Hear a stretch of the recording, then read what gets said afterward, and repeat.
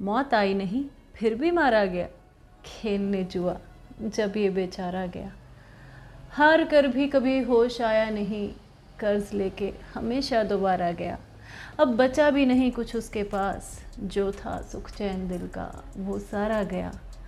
कर दिया इसने उन्हें बदनाम इतना निज़ाम, कि वो उम्र भर जुआरी कह के पुकारा गया। मेम साहब कहाँ जाना है?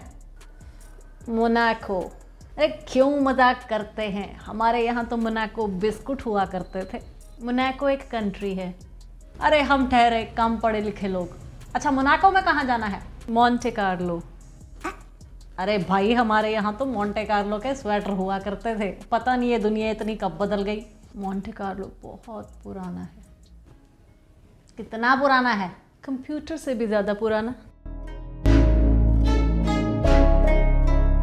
तो ये उस समय की बात है जब मोनाको गैम्बलिंग का अड्डा हुआ करता था। जुए में हार जीत सिर्फ चांस पे डिपेंड करती है। कौन कब जीत जाए कब हार जाए कुछ कह नहीं सकते, सब कुछ रैंडम है। जुए का ये खेल ऐसे तरीक़ों से मिलता जुलता है जो प्रॉब्लम सॉल्व करने के लिए रैंडमनेस का यूज़ करें, संयोग का, बाय चांस। जैसे कोई प्लैनेट सन के अराउंड कैसे ऑर्बिट करता है, ये प्रॉब्लम कैसे सॉल्व करोगे? ये एक रियल वर्ल्ड प्रॉब्लम है, लेकिन आप इसको प्रैक्टिकली ऑब्जर्व करने की बजाय एक मॉडल तैयार करोगे जो कि इस प्लैनेट की फंक्शनिंग की नकल करेगा। The model will mimic the operation of the system that you want to study. अब आप इस मॉडल को किसी प्रोग्रामिंग लैंग्वेज में लिख देंगे। तो मतलब आपने क्या किया, एक रियल वर्ल्ड प्रॉब्लम को एक कंप्यूटर प्रोग्राम से रिप्रेजेंट कर दिया। अब आप अपने बनाए इस प्रोग्राम को बार बार रन करके रिजल्ट्स ऑब्टेन करेंगे उस रियल वर्ल्ड प्रॉब्लम के लिए। Imitative representation of the functioning of one system by the operation of the other system. इसको हम बोलते हैं simulation. A simulation is an act or a model that imitates or mimics the operating behavior of the proposed system. Simulations करने से आप अपने बनाए programme के द्वारा उस प्रॉब्लम से रिलेटेड डिफरेंट सिनेरियोस को टेस्ट कर सकते हैं, जो कि आपको डिसीजन मेकिंग में हेल्प करेगा। टेस्ट कैसे करोगे? रैंडम नंबर्स से। तो पहला स्टेप है कि आप अपने मॉडल या कंप्यूटर प्रोग्राम में उस प्रॉब्लम से रिलेटेड हर पॉसिबल आउटकम को डिस्क्राइब करें। क्योंकि आपकी प्रॉब्लम में अनसर्टेनिटी और रैंडमनेस का एलिमेंट है, तो हर आउटकम को एक या एक से अधिक रैंडम नंबर से लिंक कर दें। थर्ड स्टेप क्या होगा कि ये जो रैंडम नंबर्स जनरेट करने हैं वो कौन करेगा? तो choose a random number generator. तो ये कोई सीक्वेंस हो सकता है, या एक सिंपलेस्ट एग्जांपल मैं अगर इसकी दूं तो वो एक आपकी डाइस है। Fourth step will be to choose that random number, जो कि रैंडम नंबर जनरेटर ने आपको जनरेट करवाया है। फिफ्थ स्टेप है कि उन रैंडम नंबर्स को यूज़ करके आपने अपने प्रोग्राम को शुरुआत से एंड तक चलाया और रिजल्ट्स ऑब्टेन किए। Sixth step will be to repeat the steps 4 and 5 multiple times until the outcomes show a stable pattern. और लास्ट स्टेप है कि अपने इस सिमुलेटेड आउटकम्स ऑब्जर्व करो और रिजल्ट ऑब्टेन करो, मोंटे कार्लो एस्टिमेट दो। तो मोंटे कार्लो एक जनरल टर्म यूज़ की जाती है for a wide class of stochastic methods. Stochastic मतलब कि इनका कुछ रैंडमनेस से लेना देना है। दे यूज़ अ रैंडम वेरिएबल। जैसे पॉपुलेशन में से सैंपल निकालने की स्टडी स्टैटिस्टिकल सैम्पलिंग है, तो वैसे ही मोंटे कार्लो मेथड्स में रैंडम नंबर्स का यूज़ किया जाता है सैम्पलिंग के लिए। तो मैं कह रही थी कि मोंटे कार्लो मेथड कंप्यूटर से भी पुराना है। Monte Carlo was suggested by Nicholas Metropolis in 1949. ऐसा इसलिए कि उन दिनों मोंटे कार्लो गैम्बलिंग का अड्डा हुआ करता था, जुए का, और statistical simulation is very similar to the game of chance, gambling and all. Monte Carlo Monaco में है और मोनाको एक सिटी स्टेट है। इसका मतलब the entire country is just a single city. तो मोनाको गैम्बलिंग का सेंटर हुआ करता था। मोंटे कार्लो मेथड तब से है जब हम न्यूमेरिकल कैलकुलेशंस सॉल्व करने के लिए पेंसिल और पेपर का इस्तेमाल किया करते थे। शुरुआती दौर में मोंटे कार्लो मेथड्स ऐसे इंटेग्रल्स को एस्टिमेट करने के लिए यूज़ होता था जिन्हें किसी दूसरे तरीके से सॉल्व कर पाना बहुत ही मुश्किल हो या नामुमकिन हो, जैसे integrals over poorly behaved functions और मल्टी डायमेंशनल इंटीग्रल्स। इन दोनों में मोंटे कार्लो मेथड्स यूज़ करना काफ़ी फ़ायदेमंद था। दूसरे विश्व युद्ध के समय फेमस फिजिसिस्ट रिचर्ड फेमन ने रियलाइज़ किया कि इलेक्ट्रॉनिक कंप्यूटिंग का दौर बस आने ही वाला है। जिस तरह सीपीयू काम करता है, उन्होंने उसी तरह मनुष्यों का उपयोग किया। बड़ी संख्या में लोगों ने मैकेनिकल एडिंग मशीन्स का उपयोग किया एक अरिथमेटिक असेंबली लाइन में।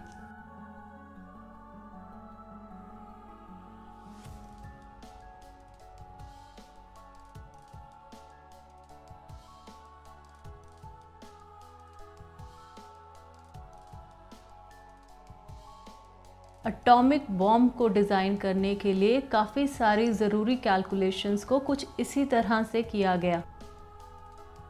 दूसरे विश्व युद्ध के आखिरी महीनों में पहली बार नए एनियाक इलेक्ट्रॉनिक कंप्यूटर का यूज़ हुआ to perform numerical calculations.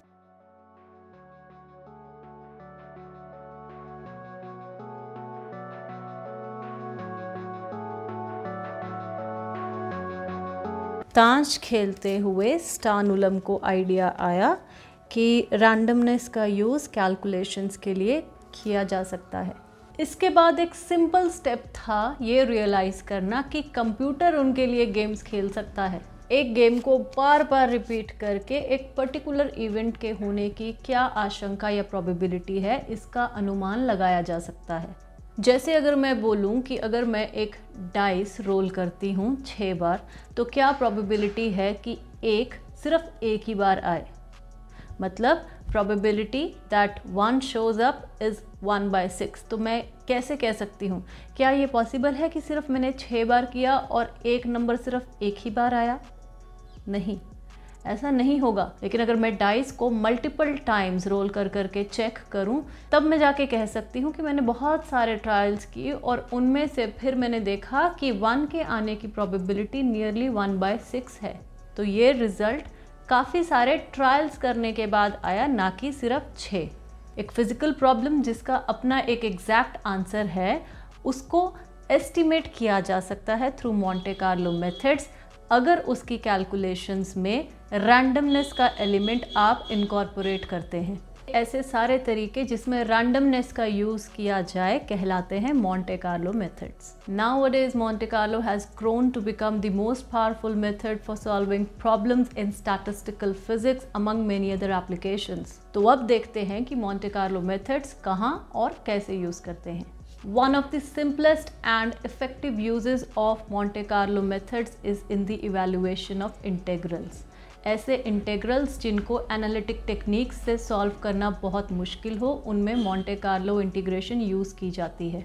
Example के तौर पे आप मान लो कि आपको ऑब्टेन करना है 1D integral of f(x) over some closed interval a से b। तो मोंटे कार्लो इंटीग्रेशन का पहला तरीका है हिट और मिस मेथड। तो you have an arbitrary function f(x) जिसका x इंडिपेंडेंट वेरिएबल लाई करता है क्लोज इंटरवल a से b में, और ये फंक्शन वैल्यूज़ लेता है 0 से f मैक्स तक। मतलब f मैक्स इस फंक्शन की मैक्सिमम वैल्यू है क्लोज्ड इंटरवल a से b में। तो क्या आप बता सकते हैं कि इस इंटीग्रेशन की वैल्यू क्या आएगी? आपको डोमेन और रेंज पता ही है। अब ज़रूरी तो नहीं कि ये इंटीग्रेशन एनालिटिक टेक्निक्स से कैलकुलेट करना इजी हो, क्योंकि f(x) कैसा भी हो सकता है।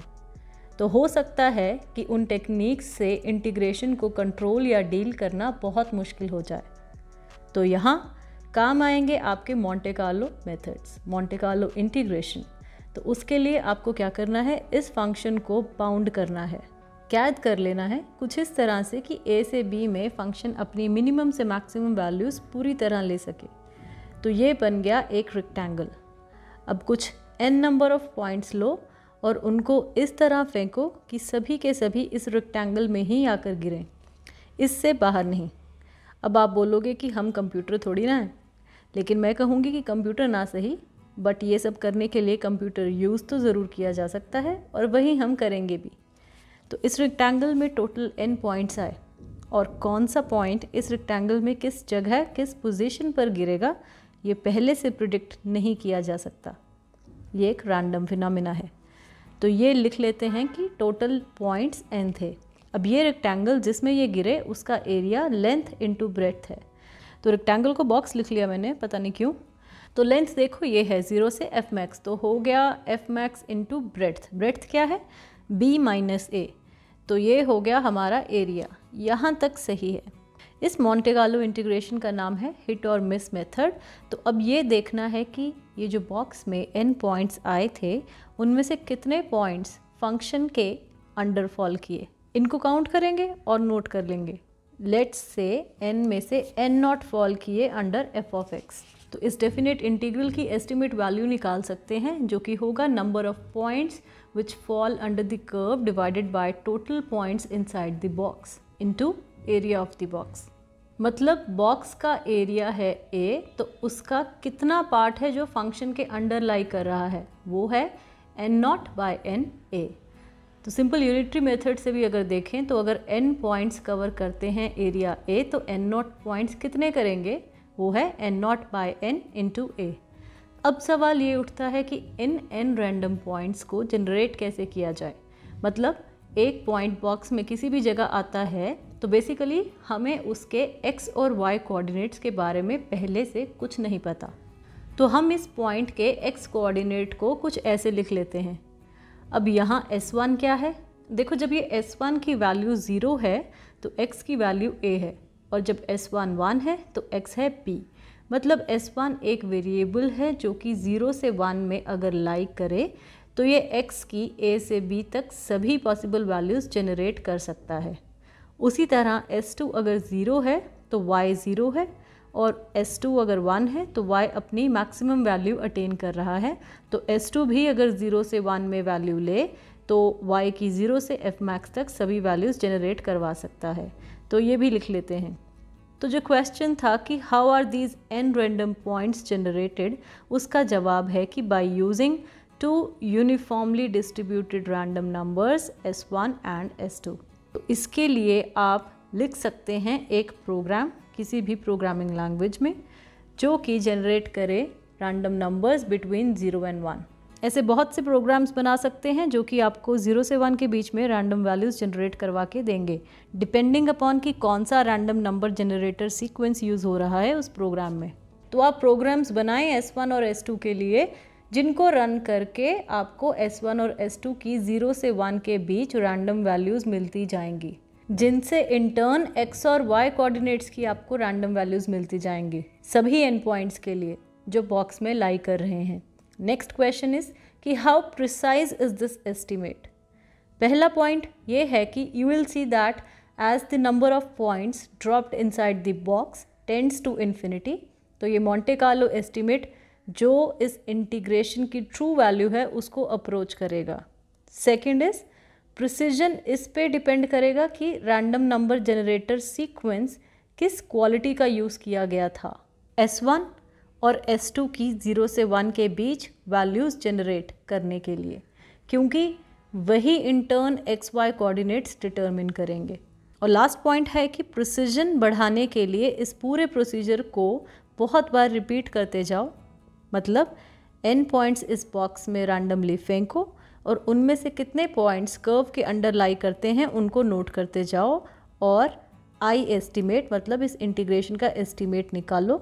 फिर से हर बार XY कोऑर्डिनेट्स ऑब्टेन करने के लिए जो S1 और S2 की रैंडम वैल्यूज़ चाहिए बिटवीन 0 to 1, उसके लिए आप different random number generator sequence use कर सकते हैं हर बार। तो ये सभी वैल्यूज़ जो कि इंडिपेंडेंट एस्टिमेट्स होंगी उनको कंपेयर कर सकते हैं, सभी वैल्यूज़ लेके एवरेज निकाल कर मोंटे कार्लो एस्टिमेट दे सकते हैं। तो जितनी बार इस प्रोसीजर को रिपीट करते जाओगे उतना ही आपका एस्टिमेट इम्प्रूव होता जाएगा। तरीका आपने सीख लिया। अब अगर मैं मान लूँ कि f of x sine square 1/x है जो कि कुछ इस तरह दिखता है, और अगर मैं कहूँ कि इस फंक्शन की इंटीग्रेशन करनी है over the limits a to b, तो इस इंटीग्रेशन को एनालिटिकली सॉल्व करना बहुत ही मुश्किल है, लेकिन मोंटे कार्लो इंटीग्रेशन से बहुत ही आसानी से इसका आंसर आ सकता है। कैसे? आपको समझने में दिक्कत ना आए तो प्रॉब्लम को थोड़ा और सिंप्लीफाई कर देते हैं। लिमिट्स डिफाइन कर देते हैं 0 से 1। मतलब आपको बस 0 से 1 में ही साइन स्क्वायर 1/x की इंटीग्रेशन करनी है। तो A हो गया 0 और B 1। नेक्स्ट स्टेप था 0 से 1 में इस फंक्शन को बाउंड करना कुछ इस तरह से कि फंक्शन अपनी मिनिमम से मैक्सिमम वैल्यूज़ पूरी तरह ले सके। तो रिजल्टेंट रेक्टेंगल कुछ ऐसा बनेगा। तो फिगर से आप देख सकते हैं कि 0 से 1 में इस फंक्शन की मिनिमम वैल्यू 0 और मैक्सिमम वैल्यू एफ मैक्स है। तो ये स्टेप मैं लिख देती हूँ। मैक्सिमम वैल्यू क्लोज्ड इंटरवल 0 से 1 में फंक्शन की एफ मैक्स है।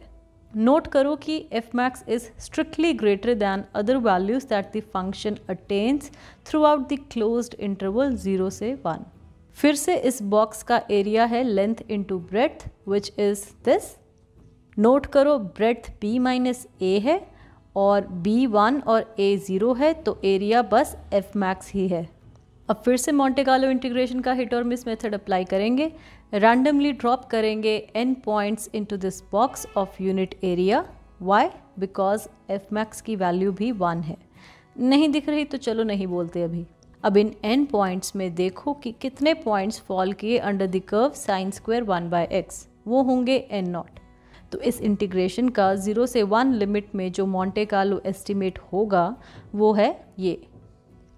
एरिया की वैल्यू एफ मैक्स है और यहाँ देखो एफ मैक्स की वैल्यू 1 है। तो बॉक्स यूनिट एरिया का ही है। Monte Carlo estimate value simply आ गई n0/n। तो इसका क्या मतलब निकला कि जितने पॉइंट्स बॉक्स में फेंके गए रैंडमली उनमें से कितने फंक्शन के अंडर फॉल किए, बस यही चाहिए टू कैलकुलेट दिस इंटीग्रेशन। एक last illustration Monte Carlo hit और मिस मेथड की मैं दूंगी, जो कि है estimation of numerical value of pi. Pi rounded to 8 decimal places has this value.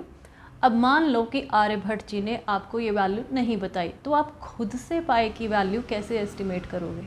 मुझे बचपन में बताया गया था कि दुनिया गोल है तो एक सर्कल ड्रॉ करो यूनिट रेडियस का, मतलब उसका रेडियस 1 यूनिट हो। अब उस सर्कल को सर्कमस्क्राइब करता हुआ एक स्क्वायर ड्रॉ करो। सर्कमस्क्राइब मतलब स्क्वायर कुछ इस तरह बनाओ कि सर्कल को टच करे। कैसे करेगा? ऐसे। इसको ऐसे भी बोल सकते हैं कि circle is said to be inscribed in the square, मतलब सर्कल ऐसे बना है कि स्क्वायर को टच कर रहा है। अब इस स्क्वायर की साइड कितनी है? देखो रेडियस था 1 यूनिट, तो स्क्वायर की हर साइड हुई 2 यूनिट्स और एरिया सर्कल का होता है पाई आर स्क्वायर। तो पाई इंटू 1 स्क्वायर, ये आ गया पाई यूनिट्स। कहीं ये पाई वही तो नहीं जिसकी हमें तलाश है? चलो अब एरिया ऑफ स्क्वायर निकालते हैं। क्या होता है? वो है साइड स्क्वायर। साइड है 2 यूनिट्स, तो एरिया आ गया 4 यूनिट्स। अच्छा, तो हमको करना क्या है? पाई की न्यूमेरिकल वैल्यू कितनी होती है ये एस्टिमेट करना है। तो इसको समझने के लिए वही डाल लो जो मैं नहीं खाती। इन n पॉइंट्स को कुछ इस तरह रैंडमली ड्रॉप करो कि सभी पॉइंट्स स्क्वायर में ही आकर गिरें। अब मैं डोमेन डिफाइन कर देती हूँ -1 to 1, मतलब x belongs to the closed interval -1 to 1 and corresponding to this जो रेंज है y, it also belongs to -1 to 1, क्योंकि स्क्वायर की साइड 2 यूनिट्स है। तो आपने इस स्क्वायर में n रैंडम पॉइंट्स जनरेट करने हैं। और वो कैसे करोगे ये स्टार्टिंग में समझाया था मैंने। बेसिकली आपको फिर से इन n पॉइंट्स के xy कोऑर्डिनेट्स चाहिए जो कि रैंडम हैं, क्योंकि कोई पॉइंट स्क्वायर में कहाँ आकर गिरेगा हमें क्या पता। तो नंबर ऑफ पॉइंट्स जो हमने स्क्वायर में गिराए वो अगर n है, तो आपने नोट किया कि उन n में से कितने पॉइंट्स सर्कल में लैंड किए जिसका रेडियस 1 यूनिट था। मान लो कि पॉइंट्स हैं n0 जो सर्कल में लाई किए। तो याद है हमने एरिया निकाले थे और सर्कल के एरिया में पाई आता है जिसकी वैल्यू हमने एस्टिमेट करनी है। तो area of circle divided by area of square क्या होगा? π/4। वैल्यूज़ रेडियस की 1 यूनिट एंड स्क्वायर की साइड थी 2 यूनिट्स।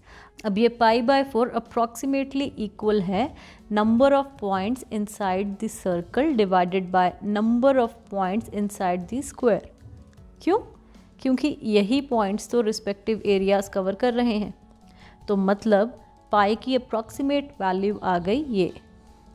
आपको बस इस एक्सपेरिमेंट में नंबर ऑफ पॉइंट्स जो आपने स्क्वायर में ड्रॉप कराए थे और उनमें से कितने पॉइंट्स सर्कल में लैंड करे, बस ये नोट करते जाना है और पाई की वैल्यू इस फॉर्मूला से निकालते जानी है। इस एक्सपेरिमेंट को जितनी बार रिपीट करोगे उतनी ही कैलकुलेशंस प्रिसाइज होती जाएंगी, प्रिसीजन बढ़ता जाएगा। फॉर इंस्टेंस पाई की ये वैल्यूज़ आई जब इस एक्सपेरिमेंट को 10 बार रिपीट किया गया और हर time number of points dropped inside the square को बढ़ाया गया। 1000 पॉइंट्स पिछले वाले केस से ज़्यादा लिए गए। तो प्रिसीजन इम्प्रूव करने के लिए एक चीज़ हुई कि number of points dropped inside the square बढ़ाते जाओ।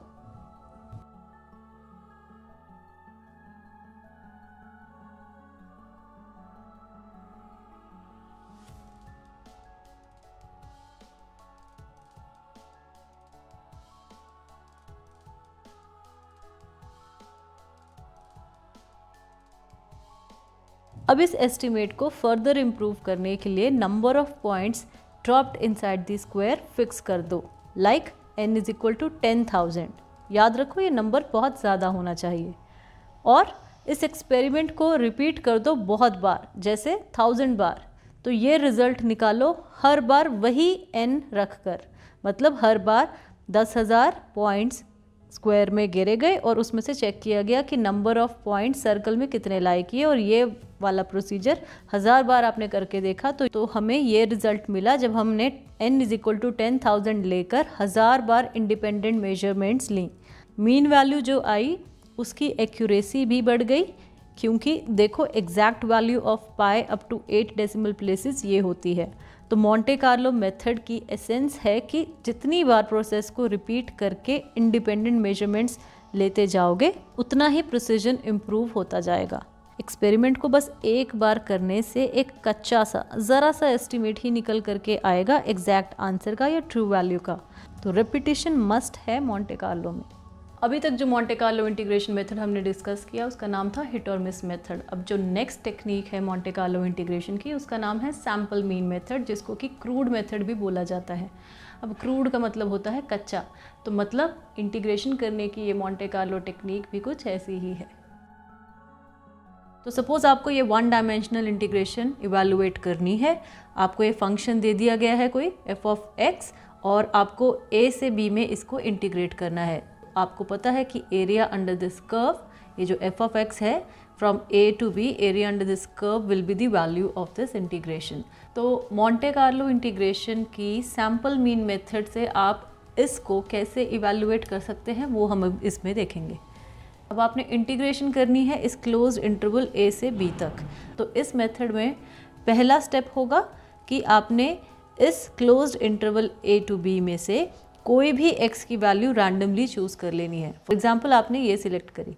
अब उस x की वैल्यू पे ये फंक्शन कौन सी वैल्यू लेता है वो कैलकुलेट करना है, मतलब आपको f ऑफ x इवैल्यूएट करना है। तो ये जो वैल्यू है ये आपने यहाँ पे मार्क कर दी।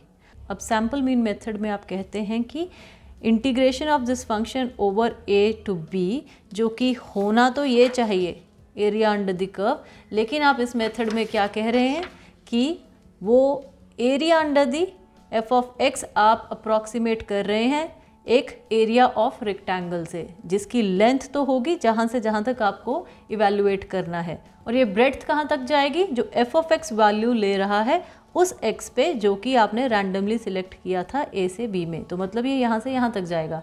तो लेंथ इनटू ब्रेड्थ होगा एरिया ऑफ रेक्टेंगल, जो कि ये शेडेड रीजन है। और इस रेक्टेंगुलर एरिया को आप क्या कह रहे हैं कि ये एस्टिमेट है किसका, इसका, कि मतलब इस एरिया को आपने अप्रॉक्सीमेटली कहा कि वो एरिया ऑफ रेक्टेंगल ये है। देखा जाए तो आप एक बहुत ही कच्चा एस्टिमेट दे रहे हैं, क्योंकि क्लियरली ये एरिया आपको इसके इक्वल नहीं लग रहा।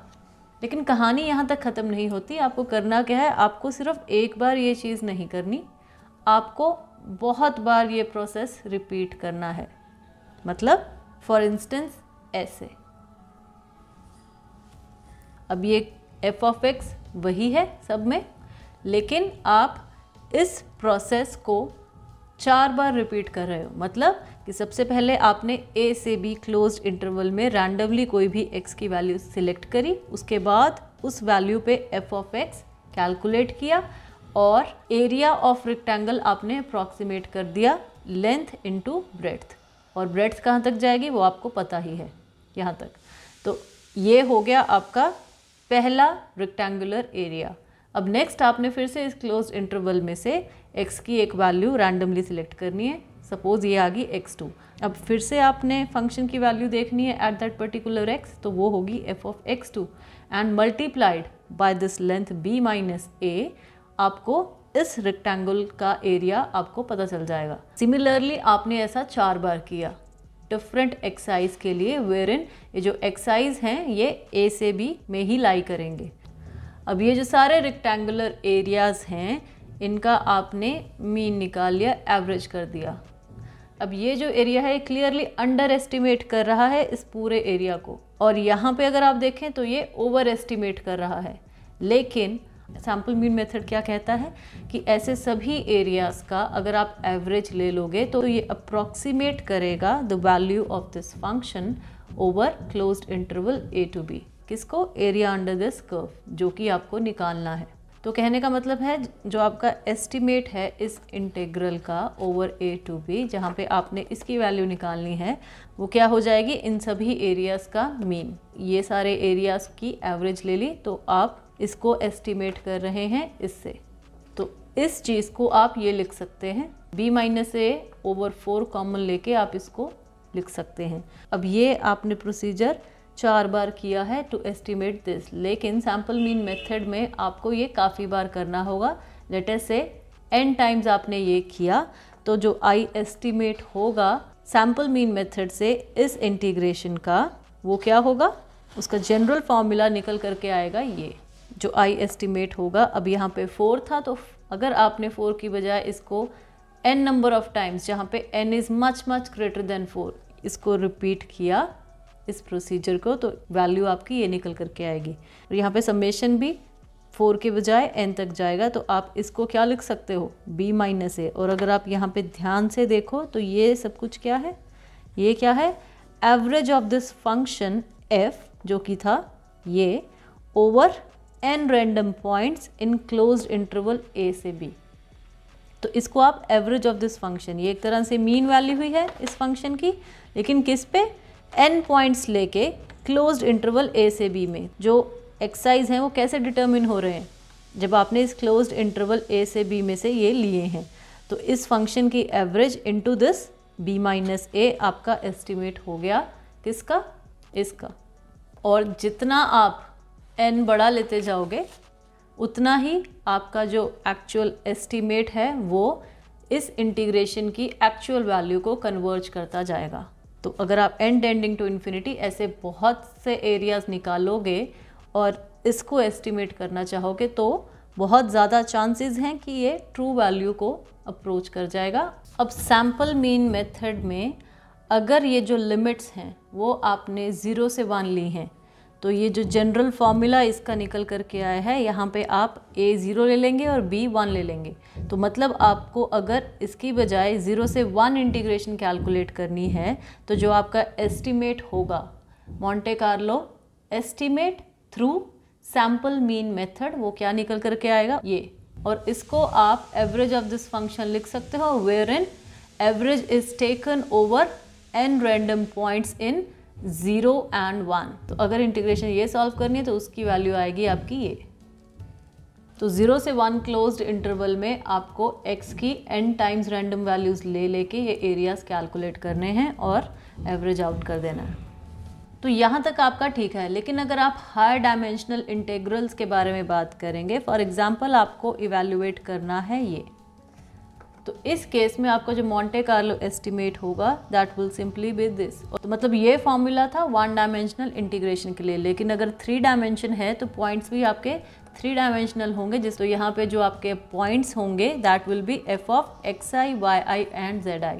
तो ये जो है फंक्शन की average over n random points इन यूनिट क्यूब हो जाएगा। लेकिन 3 डायमेंशनल इंटीग्रेशन में जो n पॉइंट्स होंगे ये हमने रैंडमली सिलेक्ट किए हैं फ्रॉम यूनिट क्यूब। अब ये जो सीक्वेंस ऑफ पॉइंट्स हैं ये लाई करेंगे in unit cube where in x, y and z belong to the closed interval 0 से 1। 1D में जो आपने n पॉइंट्स लेने हैं वो 0 से 1 एक लेंथ थी उसमें से लिए। अब हायर डायमेंशन की जब बात आएगी तब आपने n पॉइंट्स लेने हैं, लेकिन वो n पॉइंट्स किस में से लेने हैं, वो एक यूनिट क्यूब में से लेने हैं। क्यों? क्योंकि इंटीग्रेशन कहाँ से कहाँ करना है ये चीज़ बता रही है। It is over x, y and z, वेरिन x, y और z की जो वैल्यूज़ हैं वो ये होनी चाहिए, लोअर और अपर लिमिट 0 से 1 में बाउंड होनी चाहिए। तो इस यूनिट वॉल्यूम के क्यूब में से आपने n random sequence of points लिए और इस फंक्शन की उन n random sequence of points के ऊपर एवरेज ले ली। अब इन n रैंडम पॉइंट्स को जनरेट करने के लिए आपको 3n रैंडम नंबर्स चाहिए होंगे। क्यों? n for x, n for y and n for z। तो इन जनरल अगर 0 से 1 ना होकर आपका इंटीग्रेशन इस तरह से है 3 डायमेंशन में, तो जनरल फॉर्मूला 1 डायमेंशन के लिए आपको बताया था ये है, 3 डायमेंशन के लिए ये फॉर्मूला कन्वर्ट हो जाएगा इसमें। तो इंटीग्रेशन जहाँ से जहाँ तक है वो सारे फैक्टर्स आपके आगे into average of this function over n random points in cube of volume this. तो सैम्पल मीन मेथड अगर आप देखा जाए तो क्या है, integration of the function over some region. अब अगर ये रीजन 1 डायमेंशन में है तो 1 डायमेंशन में आपको पता है रीजन क्या होगा, एक लेंथ होगी। तो ये इंटीग्रेशन अगर सपोज a से b में था तो लेंथ ऑफ दिस रीजन क्या होगी, b माइनस a। तो यहाँ पे मेजर ऑफ दिस रीजन जो कि एक लेंथ है 1 डायमेंशन में, मल्टीप्लाइड बाय क्या है, multiplied by average of this function over n random points in that particular region. तो average of this function over n random points in length b minus a। Similarly अगर 3 dimension था, 3 dimension में आपने देखा formula आपका निकल करके आया ये, तो इंटीग्रेशन ओवर वॉल्यूम होगा। रीजन क्या होगा, एक वॉल्यूम होगा। तो मेजर ऑफ रीजन क्या होगा, वॉल्यूम। तो ये डिपेंडिंग अपॉन इंटीग्रेशन कहाँ से कहाँ तक जा रहा है तो ये आपकी वॉल्यूम हो जाएगी। इन केस ये इंटीग्रेशन 0 से 1 है तो आपकी जो वॉल्यूम एलिमेंट है वो क्या हो जाएगा, एक unit cube. And this is multiplied by the average of the function over n random points in unit volume. तो अगर ये 2 डायमेंशनल इंटीग्रेशन होता तो ये जो इंटीग्रेशन होता उसका जो रीजन होता वो क्या होता, एरिया। तो measure of that region in 2D would be an area. तो area multiplied by the average of function over n random points in that particular area. तो एरिया आपका क्या डिफाइन करेगा, ये जो इंटीग्रेशन की लिमिट्स हैं कि ये कहाँ से कहाँ तक जा रहा है। फॉर एग्जांपल अगर आप किसी 2D इंटीग्रल को सॉल्व करने की कोशिश कर रहे हैं तो उसका आपका जो आंसर होगा, तो उसका जो मोंटे कार्लो एस्टिमेट होगा that will simply be measure of this region जो कि होगा एरिया। और एरिया कैसा, क्योंकि ये लिमिट 0 से 1 है तो ये यूनिट एरिया होगा। तो यहाँ पे जो एरिया फैक्टर है वो 1 हो गया। And this will B multiplied the average of function over n random points in that unit area. तो यूनिट एरिया क्या होगा, एक स्क्वायर होगा जिसमें x और y बिलोंग करेंगे क्लोज्ड इंटरवल 0 से 1 में। तो this will be simply average of the function over n random points in this unit square. तो इसकी वैल्यू आप इससे अप्रॉक्सीमेट करेंगे।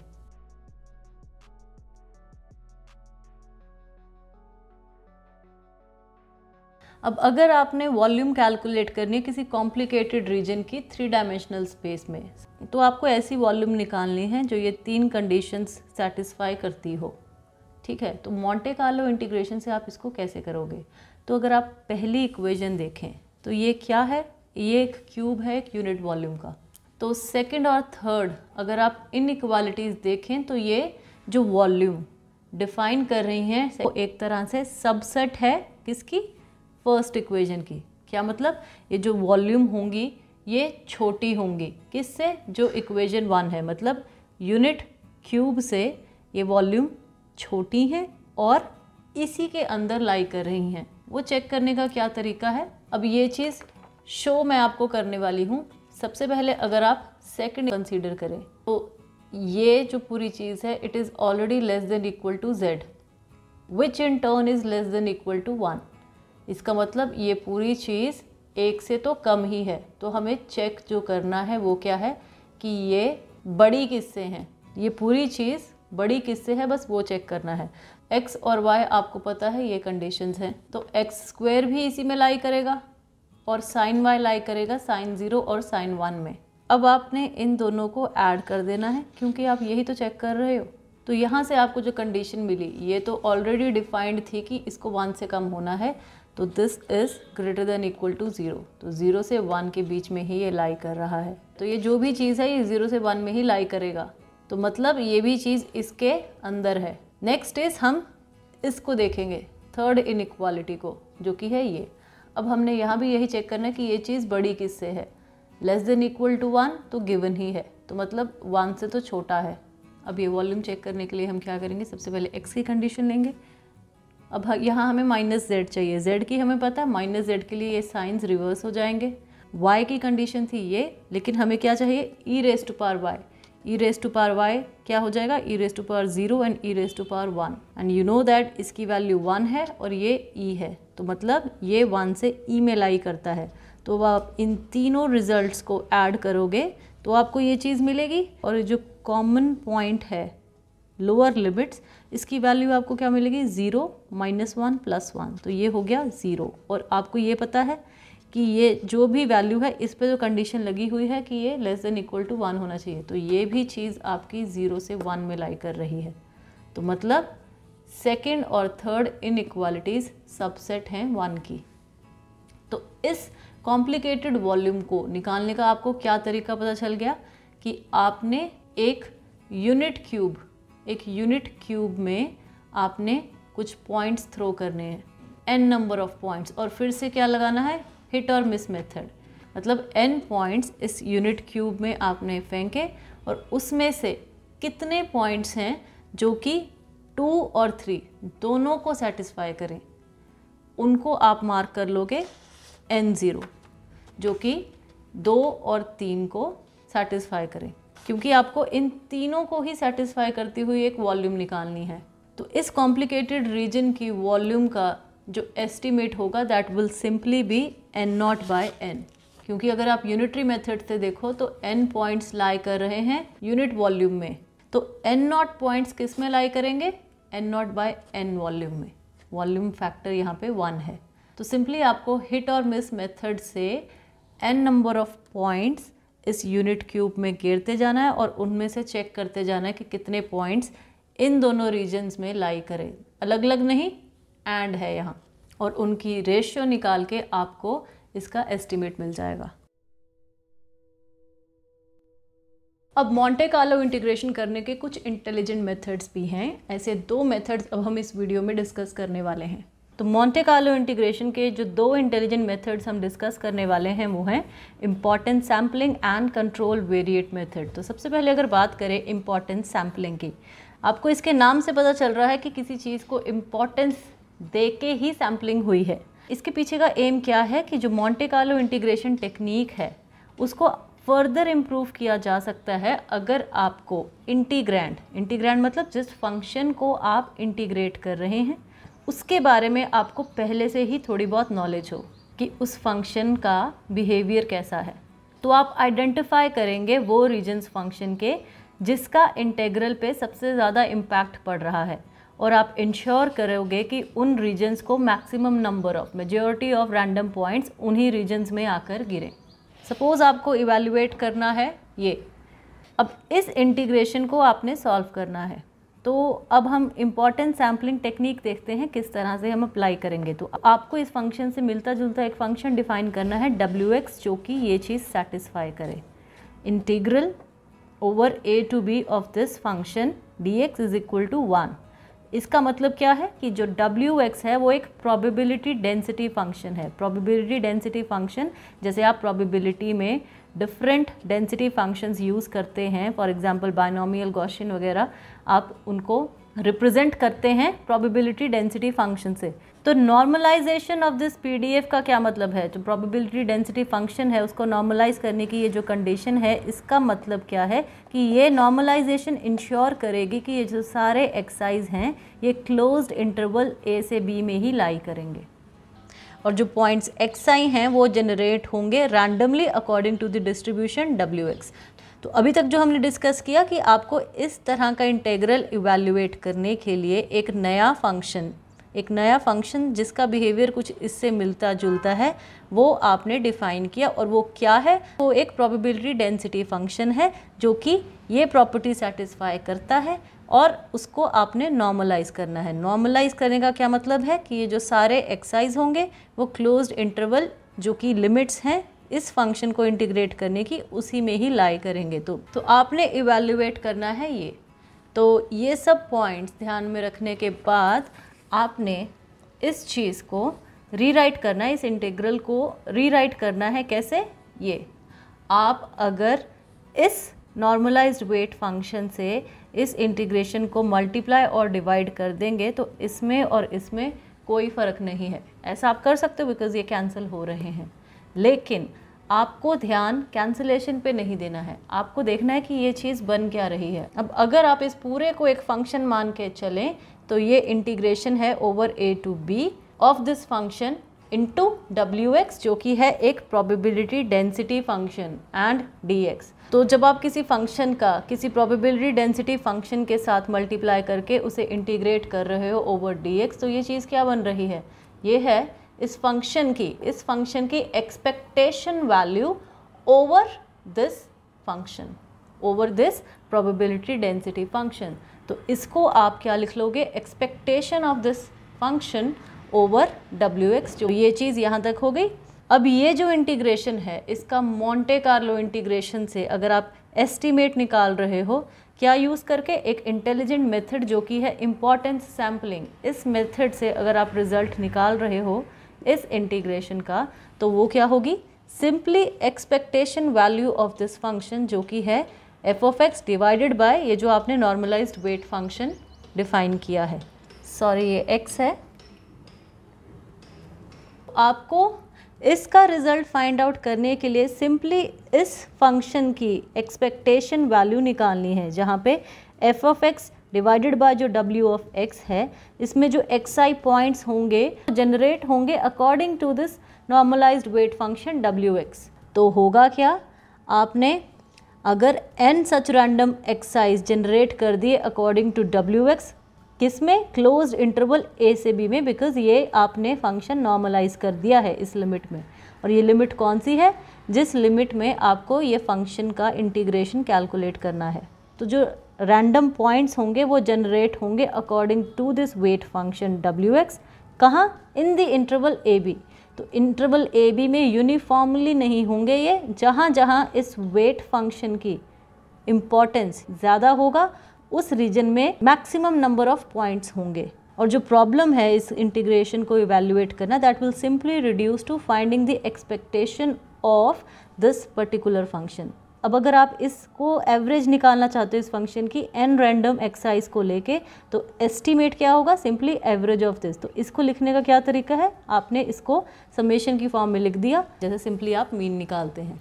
तो अगर ये सारे स्टेप्स आपको क्लियर हैं तो एक एग्जाम्पल लेते हैं। तो एग्जाम्पल है कि आपको कैलकुलेट करना है ये एक 1 डायमेंशनल इंटीग्रल है और इसको 1 से लेके 2 में आपको इंटीग्रेट करना है। इस पर्टिकुलर इंटीग्रेशन को मोंटे कार्लो इंटीग्रेशन टेक्निक से सॉल्व करना है, और उसमें भी जो उसका इंटेलिजेंट मेथड है इम्पॉर्टेंट सैम्पलिंग, उससे करना है। और जिसके लिए क्या ज़रूरी है कि आपको इस फंक्शन इंटीग्रैंड क्या है x रेज़ टू पावर 10 - 1, इसके बारे में पहले से ही कुछ नॉलेज होनी चाहिए।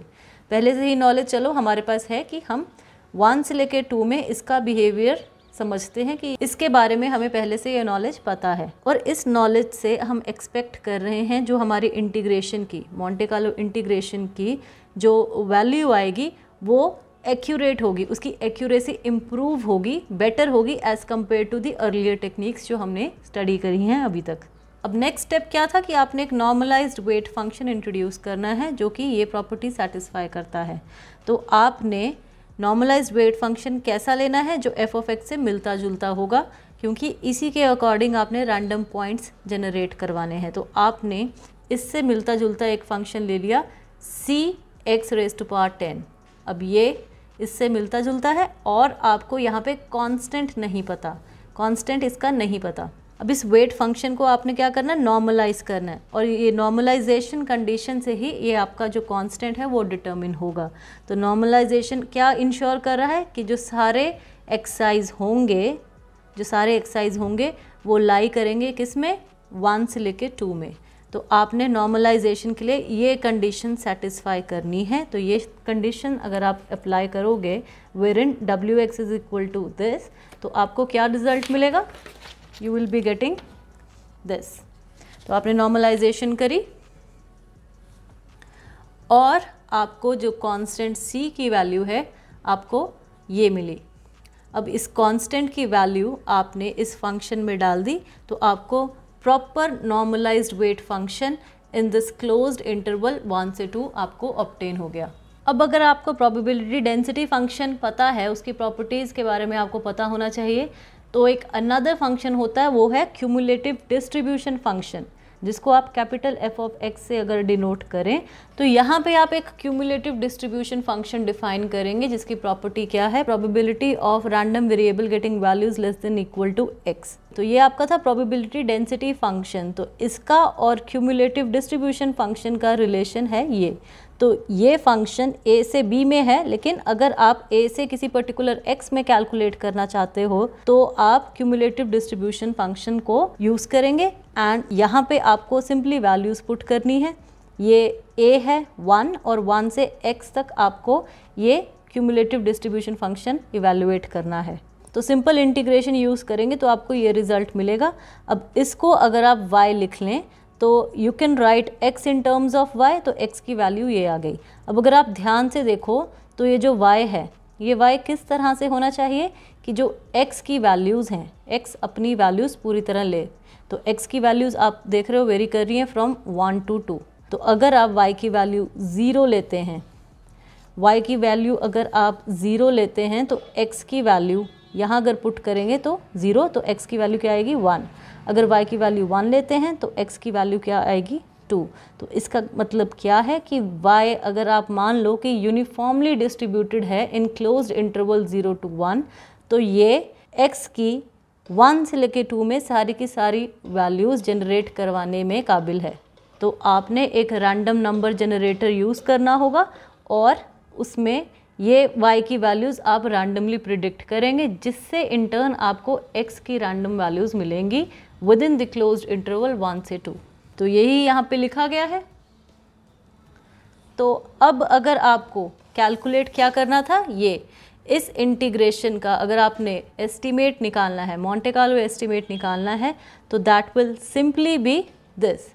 ये कहाँ से आया, क्यों ये कैसे आता है, ये हमने ऑलरेडी इसमें डिस्कस किया हुआ है कि I estimate will simply reduce to the expectation of this function. और ये जो एक्साइज हैं they are generated according to the weight function in the interval a to b। तो सिंपली आपको इस इंटीग्रेशन को अगर एस्टीमेट करना है तो आपको फंक्शन चाहिए। तो फंक्शन आपने लिख लिया divided by its normalized weight function, उसकी रिप्रेजेंटेशन आपने यहाँ निकाल ली। तो नॉर्मलाइज्ड वेट फंक्शन है ये, तो डिवाइडेड बाय दिस, और इसकी आपने एवरेज ले लेनी है, इसकी आपने एवरेज ले लेनी है। और तो आपके पास n इंडिपेंडेंट वैल्यूज़ निकलेंगी f of x over w of x की, और आपने यहाँ पे सिंपली इस फंक्शन की, पूरे फंक्शन की एवरेज ले लेनी है। और यहाँ पे नोट करोगे जो xi हैं ये कैसे जनरेट हुए हैं, दे आर जनरेटेड रैंडमली। क्यों, क्योंकि y जो है ये आपका random number generator randomly determine कर रहा है, जिससे इन टर्न ये रैंडम है। And these xi's are in turn generated according to w of x, और जो w of x था वो आपका ये है। क्योंकि आपको ये नहीं पता कि कौन सा पॉइंट किस लोकेशन पर आकर गिरेगा, लेकिन आप ये चाह रहे हैं कि मैक्सिमम नंबर ऑफ पॉइंट्स उस रीजन में आके फॉल करें जहाँ पे ये फंक्शन का मैक्सिमम बिहेवियर चेंज हो रहा है।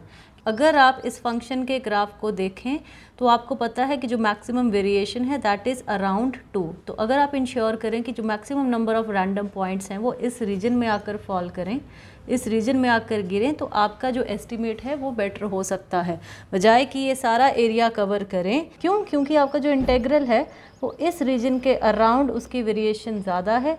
तो ये नॉलेज आपको हेल्प कर रही है इसको सॉल्व करने के लिए, ताकि आपका जो रिज़ल्ट है वो मोर एक्यूरेट आए। तो इस टेक्निक से आपने रैंडम पॉइंट्स 1 से लेके 2 में किसके अकॉर्डिंग जनरेट करवाए, इसके अकॉर्डिंग जिसका बिहेवियर इससे मिलता जुलता है। तो ये लाई तो इसी क्लोज्ड इंटरवल में करेंगे, बट ज़्यादा किसके अराउंड होंगे, अराउंड दिस, बिकॉज इसका बिहेवियर इसके जैसा है। तो फॉर एग्जांपल अगर ये रिज़ल्ट मैं यहाँ पे दिखा रही हूँ कि जब यहाँ पे कैपिटल N 1000 लिया गया, यहाँ पे आपने जो नंबर ऑफ पॉइंट्स जनरेट करवाए हैं वो हैं 1000, मतलब जो एक्साइज हैं वो हैं 1000। तो इस फंक्शन ने क्या किया, maximum number of random points को रिस्ट्रिक्ट कर दिया उस रीजन में जहाँ पर इस पर्टिकुलर फंक्शन का सबसे ज़्यादा वेरिएशन हो रहा है। सबसे ज़्यादा इम्पॉर्टेंस कब आएगी, जब आप इंटीग्रेशन करोगे, इस रीजन में पहुंचोगे, तो इस रीजन में मैक्सिमम नंबर ऑफ पॉइंट्स आए, जिससे कि आपको ये जो फाइनल रिज़ल्ट है इस इंटीग्रेशन का वो मोर एक्यूरेट हो गया एज़ कम्पेयर टू कि अगर आप इस नॉलेज को ध्यान में नहीं देते तो आपके जो पॉइंट्स होते हैं रैंडमली डिस्ट्रीब्यूटेड होते सारे रीजन में।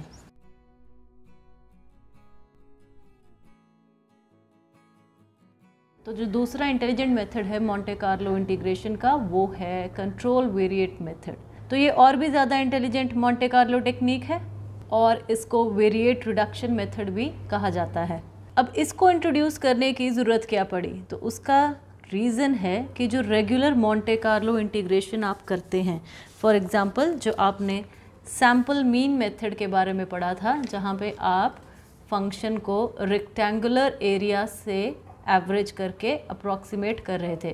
तो अगर आप ध्यान दो तो ये मेथड कहाँ पे ज़्यादा बेटर वर्क करेगा, जहाँ पे फंक्शन की वेरिएशन ज़्यादा ना हो ए से बी में, फंक्शन नियरली कांस्टेंट टाइप सा हो। बिकॉज अगर आप किसी रेक्टेंगल से उसको अप्रॉक्सीमेट कर रहे हैं और फंक्शन ज़्यादा वेरी करता है ओवर द गिवन लिमिट्स, जहाँ पे जिस लिमिट्स में आपको इसको इंटीग्रेट करना है, तो वहाँ पे हो सकता है ये अप्रॉक्सीमेशन लगा के जो आपको मोंटे कार्लो एस्टीमेट मिले वो ज़्यादा एक्यूरेट ना हो। जो इसका एक्चुअल रिज़ल्ट है और जो मोंटे कार्लो इंटीग्रेशन निकल करके आई है, वो ये दोनों रिज़ल्ट्स आसपास नहीं भी हो सकते अगर ये फंक्शन ज़्यादा वेरी करेगा ओवर ए टू बी। तो उस केस में ये सैम्पल मीन मेथड लगाना तो ये ज़्यादा ठीक नहीं है मेथड अप्लाई करना।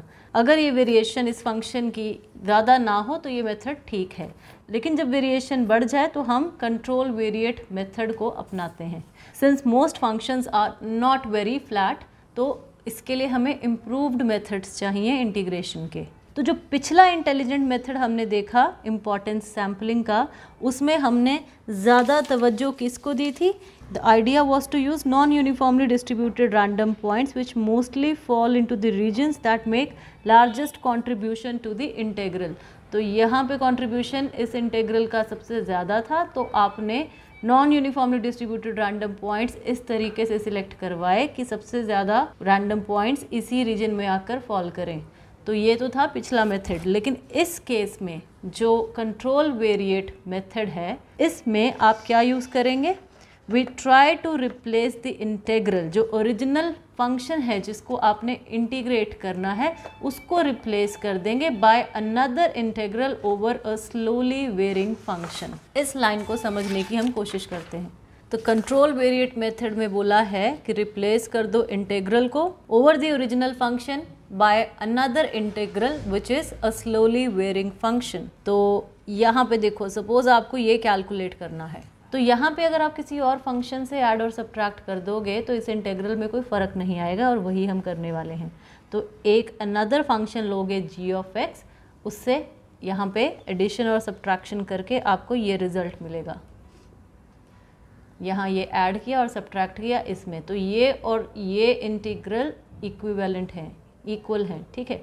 तो अब ये जो चीज़ बनी ये एक स्लोली वेरिंग फंक्शन है। f of x has been replaced by f of x minus g of x, और ओरिजिनल फंक्शन था ये, तो ये एक स्लोली वेरिंग फंक्शन बना दिया, और ये एक integral over the given function जो आपने ऐड सब्ट्रैक्ट किया था वो है। तो ये रिड्यूस हुआ इसमें। अब ये जो इंटीग्रेशन है इसको आपने आई नॉट कर दिया। अगर ये फंक्शन इजीली इंटीग्रेट हो जाता है ओवर द गिवन लिमिट्स तो आप आई नॉट की वैल्यू कैलकुलेट कर सकते हैं। तो जो फंक्शन जी ऑफ एक्स है इसकी क्या कैरेक्टरिस्टिक्स होनी चाहिए? जो जी ऑफ एक्स है सबसे पहले तो वो सिमिलर होना चाहिए, relatively similar to f of x. उसका जो बिहेवियर है, उसका जो ट्रेंड है in closed interval a to b किसके जैसा होना चाहिए? एफ ऑफ एक्स जैसा। दूसरी चीज़ क्या होनी चाहिए? क्योंकि यहाँ पे आपको ये चीज़ भी सॉल्व करनी है तो इसका खुद का integration over the given limits वो इजीली कैलकुलेट हो जाना चाहिए। अगर ये दो चीज़ें सेटिस्फाई कर रही हैं तो आपका ये मेथड इफ़ेक्टिव रहेगा। उसके बाद आपने क्या करना है, वही जो आपका सैम्पल मीन मेथड था, इसमें आप ये जो अप्रॉक्सीमेशन लगाते थे रेक्टेंगुलर एरिया से, तो आपका जो रिज़ल्ट निकल करके आता था कि अगर आप n सच अप्रॉक्सीमेशंस लेंगे तो आपका इन जनरल रिज़ल्ट ये निकल करके आता था। ये सिंपली क्या है, रेक्टेंगुलर एरियाज़ जो भी निकलेंगे, ये सपोज़ आपने n नंबर ऑफ़ टाइम्स किया, उन n इंडिपेंडेंट रेक्टेंगुलर एरियाज़ का एवरेज है ये। तो ये था आपका सैम्पल मीन मेथड। और अगर आपकी इंटीग्रेशन 0 से 1 है तो यहाँ पे जो वैल्यूज़ पुट करेंगे तो ये जो रिज़ल्ट था वो सिंपली ये आ गया। तो यही चीज़ आप यहाँ पे लगाओगे तो इस पूरे को अगर आप फंक्शन मान लोगे, इसकी भी इंटीग्रेशन क्या आएगी? ये 1 डायमेंशनल फंक्शन है तो इसको भी आप कैसे अप्रॉक्सीमेट कर सकते हो? Like this. तो ये होगा b minus A divided by n, क्योंकि ये लिमिट्स ये हैं। अगर लिमिट्स 0 से 1 हैं तो यहाँ पे सिंपली ये चीज़ आ जाएगी। तो किया कुछ भी नहीं है, सैम्पल मीन मेथड इसी को 2 बार आपने यूज़ कर लिया, एक बार एफ ऑफ एक्स के लिए, एक बार जी ऑफ एक्स के लिए, और जो रिजल्ट आएंगे उनको माइनस कर दिया। इसको समझने के लिए एक एग्जांपल लेते हैं। तो कंट्रोल वेरिएट मेथड के लिए सपोज़ आपको फंक्शन गिवन है, तो सपोज़ आपको ये फंक्शन इवैल्यूएट करना है। तो ये जो फंक्शन है 0 से 1 में आपको इवैल्यूएट करना है और ये कुछ इस तरह का दिखता है। 0 से 1 में e raise to the power minus x square कुछ इस तरह से बिहेव करता है। अब आपने क्या करना है, इससे मिलता जुलता एक अनदर फंक्शन देखना है। Let us say it is g of x. तो ये फंक्शन ये है और इसका भी जो वेरिएशन है 0 से 1 में इससे मिलता जुलता है। तो ऐड और सब्ट्रैक्ट करने के लिए आपने जो फंक्शन चुना वो है जी ऑफ एक्स, जिसकी वैल्यू है ये। तो ये एक्सप्रेशन आप यहाँ पे एक बार ऐड करेंगे, एक बार सब्ट्रैक्ट करेंगे। तो आपने इंट्रोड्यूस किया ये, और फिर आपने कंट्रोल वेरिएट मेथड अप्लाई करने के लिए ये g of x add subtract किया। इंटीग्रेशन क्या बन गई आपकी? ये। अब जी ऑफ एक्स की वैल्यू क्या थी? ये। इसमें अगर आप इसको पुट करेंगे तो आपको ये 2 फंक्शंस मिलेंगे। अब आपने देखा ये g of x in given limits में इंटीग्रेट करना भी कितना आसान है। तो इसकी अपनी वैल्यू जो निकल करके आती है वो है ये। इसको इंटीग्रेट करोगे पूरे को तो आपको ये रिज़ल्ट निकल गया। तो आपको ये कंडीशन सेटिस्फाई होगी कि ये इजीली कैलकुलेट हो सकता है, इससे सिमिलर है और इजीली कैलकुलेट हो सकता है। तो ये कंडीशन सेटिस्फाई हो गई। अब ये जो फंक्शन है ये है f of x minus g of x, जो कि स्लोली वेरिंग फंक्शन है इन 0 to 1। अगर आप ये एरिया अंडर द कर्व देखें तो 0 to 1 में इसका पूरा जो एरिया वेरी कर रहा है वो ये है। और अगर आप ये 2 फंक्शंस को सब्ट्रैक्ट करके ये शेडेड एरिया देखते हैं जो कि ग्रीन डॉट से मैंने रिप्रेजेंट किया हुआ है, इसका वेरिएशन 0 से 1 में काफ़ी कम है। इसका वेरिएशन सिर्फ इतना है और इसका वेरिएशन कितना है? तो क्योंकि अगर आप देखें g of x f of x से ऊपर लाई कर रहा है, तो दोनों फंक्शंस को अगर आप 1 पे चेक करो तो आपको पता चलेगा ये जी ऑफ एक्स ऊपर लाई करता है एफ ऑफ एक्स से। तो अगर आपने ये शेडेड एरिया देखना है, ये g of x minus f of x d x है। तो आप अगर माइनस साइन यहाँ कॉमन लेंगे, तब आपका आएगा यहाँ पे shaded region which is g of x minus f of x वाला इंटीग्रेशन ओवर 0 to 1। सॉल्यूशन है इस प्रॉब्लम का, वो क्या रिड्यूस होगा कि एक बार सैम्पल मीन मेथड जो कि ये था, सैम्पल मीन मेथड एक बार आप अप्लाई करेंगे इसके लिए और एक बार आप अप्लाई करेंगे इसके लिए। तो जो रिज़ल्ट आपको मिलेगा वो क्या होगा? सिंपली 1/n समेशन ऑफ, अब जो फंक्शन है वो क्या है? G of x minus f of x. तो यहाँ पे एक्साइज की वैल्यू आती जाएंगी। तो this will be nothing but this. Since integration is from 0 to 1, तो आपका सिंपली ये रिजल्ट आ गया। तो आपने सैम्पल मीन मेथड को एक तरह से इफ़ेक्टिवली इम्प्लीमेंट किया। जो फंक्शन ज़्यादा वेरी कर रहा था इस लिमिट में, उसको स्लोली वेरिंग बना दिया, ताकि जो ये मेथड है इफ़ेक्टिवली इम्प्लीमेंट हो जाए, जिसमें फंक्शन स्लोली वेरी करता हुआ इजीली कैलकुलेट हो जाएगा और जो रिज़ल्ट आएगा वो मोर एक्यूरेट होगा। किससे? कि अगर आप डायरेक्ट इसको सॉल्व करने के लिए ये सैम्पल मीन मेथड लगाते। तो xi पॉइंट्स क्या होंगे? Uniformly distributed in 0 and 1।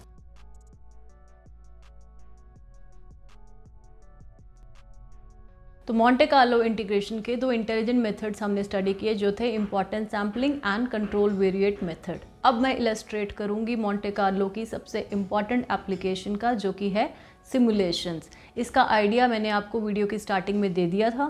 Simulation का मतलब है कि किसी सिस्टम के रिजल्ट्स को हम उस सिस्टम को चलाए बिना भी ऑब्टेन कर लेंगे। कैसे? किसी दूसरे सिस्टम को ऑपरेट करके, जो कि पहले वाले सिस्टम को मिमिक करता हो, उसकी नकल करता हो। सिंपल लैंग्वेज में समझाऊं तो अब मान लो कि मुझे एक एक्सपेरिमेंट करना है, तो उसके रिजल्ट्स ऑब्टेन करने के लिए तो मुझे वो प्रैक्टिकली एक्सपेरिमेंट परफॉर्म करना पड़ेगा। और मेरा एक्सपेरिमेंट है भी कुछ ऐसा जिसमें रैंडमनेस का एलिमेंट है। कब क्या हो जाए, कहाँ क्या आ जाए, कुछ नहीं पता, पहले से कुछ भी नहीं पता। अब मैंने क्या किया कि मैंने उस एक्सपेरिमेंट को परफॉर्म नहीं किया। तो आप कहोगे तो फिर रिजल्ट्स कैसे आएंगे? मैंने क्या किया कि उस एक्सपेरिमेंट को करने का पूरा प्रोसीजर एक प्रोग्रामिंग लैंग्वेज में लिख दिया, एक प्रोग्राम बना दिया जो उस एक्सपेरिमेंट की नकल करता हो। अब उस प्रॉब्लम में रैंडमनेस का एलिमेंट है, तो मैं रिजल्ट्स ऑब्टेन करने के लिए रैंडम नंबर्स का यूज़ करूँगी और प्रोग्राम को बार बार रन करूँगी। और इवेंचुअली मैं किसी दूसरे सिस्टम से, जो कि है वो जो कंप्यूटर प्रोग्राम रन करना बार बार, उससे मैं अपने एक्सपेरिमेंट के रिजल्ट्स ऑब्टेन कर लूँगी। इसको कहते हैं एक्सपेरिमेंट को सिमुलेट कर देना। इसको डिटेल में समझते हैं इन 3 एग्जाम्पल्स से। आपके पास एक नीडल है, सुई, जिसकी लेंथ है 1 यूनिट। अब मैं ड्रॉ कर रही हूँ 2 पैरेलल लाइंस जो 1 यूनिट अपार्ट हैं। मतलब दोनों लाइंस के बीच का डिस्टेंस एग्जैक्टली उतना है जितनी नीडल की लेंथ है। अब इस नीडल को ड्रॉप करवाना है बिटवीन दीज 2 पैरेलल लाइंस, और आपको फाइंड करना है कि क्या प्रोबेबिलिटी है कि नीडल इंटरसेक्ट करेगी वन ऑफ द लाइंस। मतलब नीडल जब गिरेगी दोनों में से किसी एक लाइन पर ही गिरेगी, इसके होने की क्या प्रोबेबिलिटी है। मतलब ऐसे लैंड हो या ऐसे। तो मान लो ये नीडल जब हमने ड्रॉप करी तो ये रैंडमली ऐसे आकर गिरी। क्लियरली ये दोनों में से किसी भी लाइन को अभी इंटरसेक्ट नहीं कर रही। अब अज्यूम करो कि ये इस नीडल का सेंटर है। अब नीडल की लेंथ थी 1 यूनिट, तो मतलब सेंटर से एंड तक दोनों डिस्टेंस हुए हाफ यूनिट। मैं नीडल के सेंटर को 0 मार्क कर रही हूँ। नेक्स्ट आपको देखना है कि ये नीडल किस लाइन से ज़्यादा करीब है। फिलहाल ऊपर वाली लाइन से ज़्यादा क्लोज है, तो नीडल के सेंटर से नियरेस्ट लाइन का डिस्टेंस आपने डिनोट कर देना है U से। अब इस नीडल की ओरिएंटेशन भी दिखाई दे रही है आपको। मतलब किस एंगल पे ये नीडल गिरी है उसको डिनोट कर दो न्यू से। और एंगल मेजर कैसे किया मैंने? With respect to the horizontal. एक लाइन ड्रॉ करो पैरेलल टू द 2 लाइंस और नीडल और इस लाइन के बीच का एंगल मार्क करो। मतलब ये एंगल है न्यू। अब अगर मैं कहूँ कि नीडल इंटरसेक्ट करेगी वन ऑफ द 2 लाइंस को, अगर ये कंडीशन सेटिस्फाई होगी तो आप तुरंत बोलेंगे हाउ। तो लेट्स टॉक अबाउट दिस। अब आप ये देख रहे हैं, ये डिस्टेंस जिसको मैंने x मार्क किया है, ये कितना होगा? ये एक राइट एंगल्ड ट्रायंगल है जिसमें ये x परपेंडिकुलर है और परपेंडिकुलर ओवर हाइपोटेन्यूज क्या होता है? Sine nu. इसका मतलब x की वैल्यू है हाफ साइन न्यू। इस केस में जो नीडल के सेंटर से नियरेस्ट लाइन का डिस्टेंस जो कि u था वो बड़ा है x से, तो इस केस में नीडल अभी लाइन को इंटरसेक्ट नहीं कर रही। अब आप इस नीडल को मूव करें पैरेलल टू इटसेल्फ, कुछ इस तरह की नीडल का एक एंड जस्ट टच करे नियरेस्ट लाइन को। तो ये किया। अब फिर से इस नीडल का उसके सेंटर से नियरेस्ट लाइन का डिस्टेंस देखो u, और x क्या होगा? नीडल के एंड से perpendicular distance up to the imaginary horizontal line passing through the centre of the needle. तो इस टचिंग कॉन्फ़िगरेशन में क्लियरली u और x बराबर हैं। अब लास्ट में आपको नीडल को पैरेलल टू इटसेल्फ मूव कराते हुए नीडल से नियरेस्ट लाइन इंटरसेक्ट कर देनी है। तो फिर से नीडल के सेंटर से लाइन तक का डिस्टेंस u है और अब x रफली हो गया इतना। तो क्लियरली नीडल लाइन को इंटरसेक्ट तभी कर रही है जब ये u लेस देन और इक्वल टू x है और x क्या था, हाफ साइन न्यू। तो आई गेस ये कंडीशन अब आपको समझ आ गई होगी। अब इस प्रॉब्लम में रैंडमनेस कहाँ है? तो जवाब है where and how this needle falls. Needle कहाँ गिरती है और कैसे गिरती है। कहाँ गिरती है उसका लेना देना है u से, और कैसे गिरती है वो एंगल न्यू डिसाइड कर रहा है। तो u है पोजीशन और न्यू है ओरिएंटेशन। अब क्योंकि लेंथ ऑफ नीडल है 1 यूनिट और u है distance from the needle's centre to the nearest line, तो मतलब आपका u वैल्यूज़ ले सकता है क्लोज्ड इंटरवल 0 से हाफ में। कैसे? ये देखो ऐसे, सेंटर से लाइन तक, और एंगल न्यू क्या वैल्यूज़ ले सकता है, क्लोज्ड इंटरवल 0 से π/2। 0 ये ओरिएंटेशन है और π/2 ये। तो इस एंगल न्यू को क्लॉकवाइज या एंटी क्लॉकवाइज डायरेक्शन में मेजर करना है, ये अभी हमारा कंसर्न नहीं है। तो हर पॉसिबल ओरिएंटेशन 0 से π/2 में कवर हो जाएगी। अब हम नीडल को n टाइम्स रैंडमली ड्रॉप करेंगे और देखेंगे कि कितनी बार u less than equal to half sine nu condition satisfy हो रही है। तो सिंस न्यू लाई करता है बिटवीन 0 से π/2, तो साइन न्यू लाई करेगा बिटवीन 0 से 1। अब मैं 2u को एक अलग वेरिएबल ओमेगा से डिफाइन कर देती हूँ, and since u lies between 0 and half, omega will belong to the closed interval 0 to 1। और अगर साइन न्यू के लिए भी अलग वेरिएबल डिफाइन कर दें से y, तो y भी 0 से 1 क्लोज्ड इंटरवल को ही बिलोंग करेगा।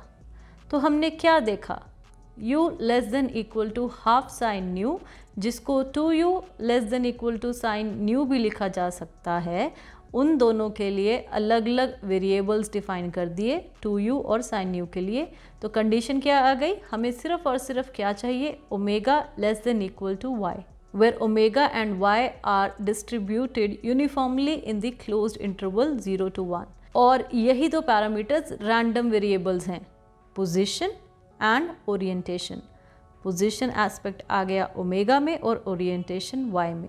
तो फिर से कंप्यूटर प्रोग्राम बनाना होगा to generate random numbers between 0 and 1 omega and y के लिए, जिनसे इन टर्न u और न्यू डिटर्मिन होंगे, पोजीशन और ओरिएंटेशन डिटर्मिन होंगी कि कैसे ये नीडल गिरेगी, क्योंकि वो आपको पहले से नहीं पता। एंड इस प्रॉब्लम में यही रैंडम एस्पेक्ट है, क्योंकि नीडल कहीं भी और कैसे भी गिर सकती है। और फिर ऐसे n ट्रायल्स के लिए, मतलब आप नीडल को n टाइम्स ड्रॉप कर करके देखोगे और फिर चेक करोगे कि 2u less than equal to sine nu ये कंडीशन कितनी बार सेटिस्फाई हो रही है। तो प्रोबेबिलिटी विल सिंपली बी कि कितनी बार ये कंडीशन सेटिस्फाई हुई से n0 नंबर ऑफ टाइम्स, और इसको हम डिवाइड कर देंगे कितनी बार ट्रायल्स किए से n। तो ये जो आपका प्रॉब्लम है उसका रिजल्ट क्या होगा, n0/n।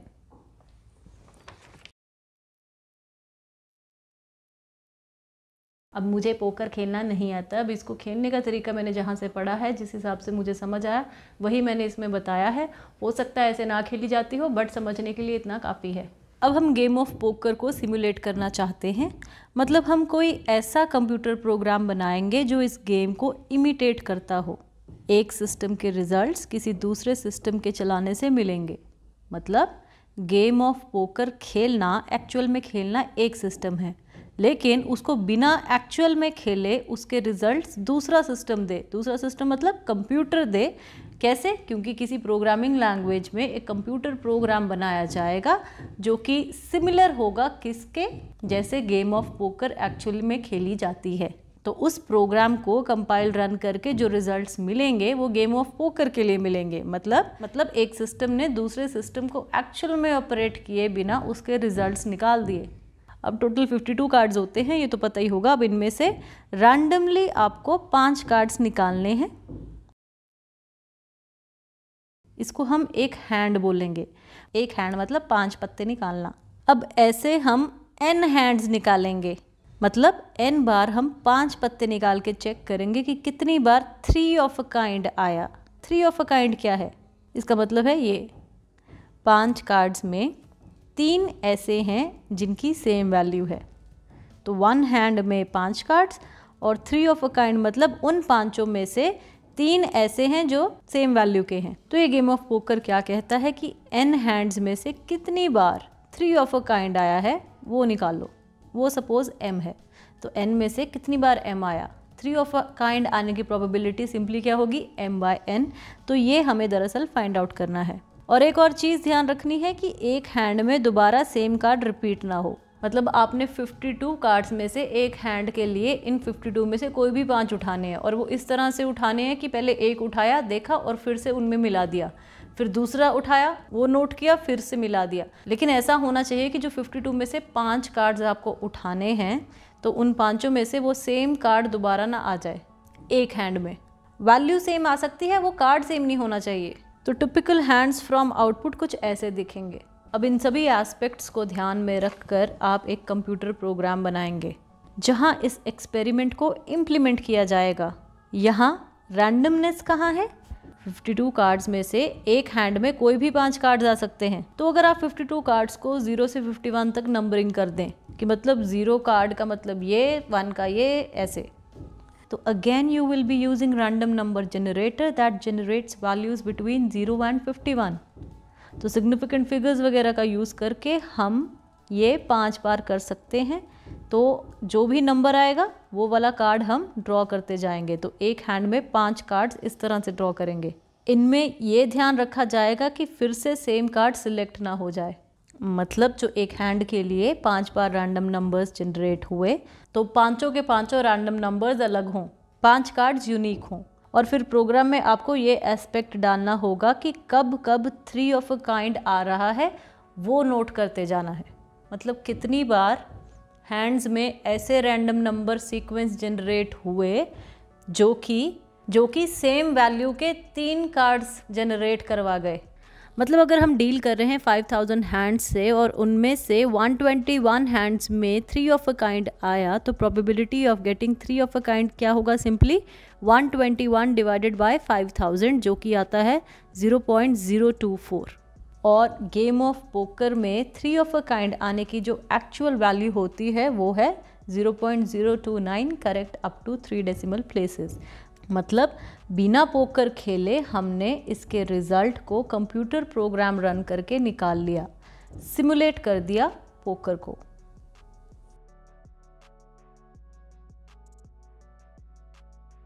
तो अब बात करते हैं simulation of radioactive decay की। मान लो आपके पास एक सैंपल है जिसमें N0 रेडियो एक्टिव न्यूक्लियाई हैं। अब सभी के सभी रेडियो एक्टिव न्यूक्लियाई किसी एक ही टाइम पर तो डिके नहीं करेंगे। तो basically decay of a radio active nuclei एक रैंडम फिनोमिना है। तो हम नहीं प्रिडिक्ट कर सकते कि जो सैंपल है उनमें से कौन सा न्यूक्लियस कब डिके हो रहा है, कौन सा न्यूक्लियस डिके होगा, ये पहले से प्रिडिक्ट नहीं किया जा सकता। तो इंस्टेड हम कैलकुलेट कर क्या सकते हैं? We can calculate how many nuclei in the sample are decayed over a period of time. एक पर्टिकुलर पीरियड ऑफ टाइम में कितने न्यूक्लियाई N0 में से कितने न्यूक्लियाई डिके कर जाएंगे किसी पर्टिकुलर पीरियड में, हम ये कैलकुलेट कर सकते हैं। तो eight any time instant t जो नंबर ऑफ डिकेज होंगे पर यूनिट टाइम उनको आप कह रहे हो dN/dt। इसको आप रेट ऑफ डिके भी बोलते हैं। किसको? dN/dt को। उसके बाद ये जो डिके होगा, जो रेट ऑफ डिके होगा, ये डायरेक्टली प्रोपोर्शनल किसके होगा?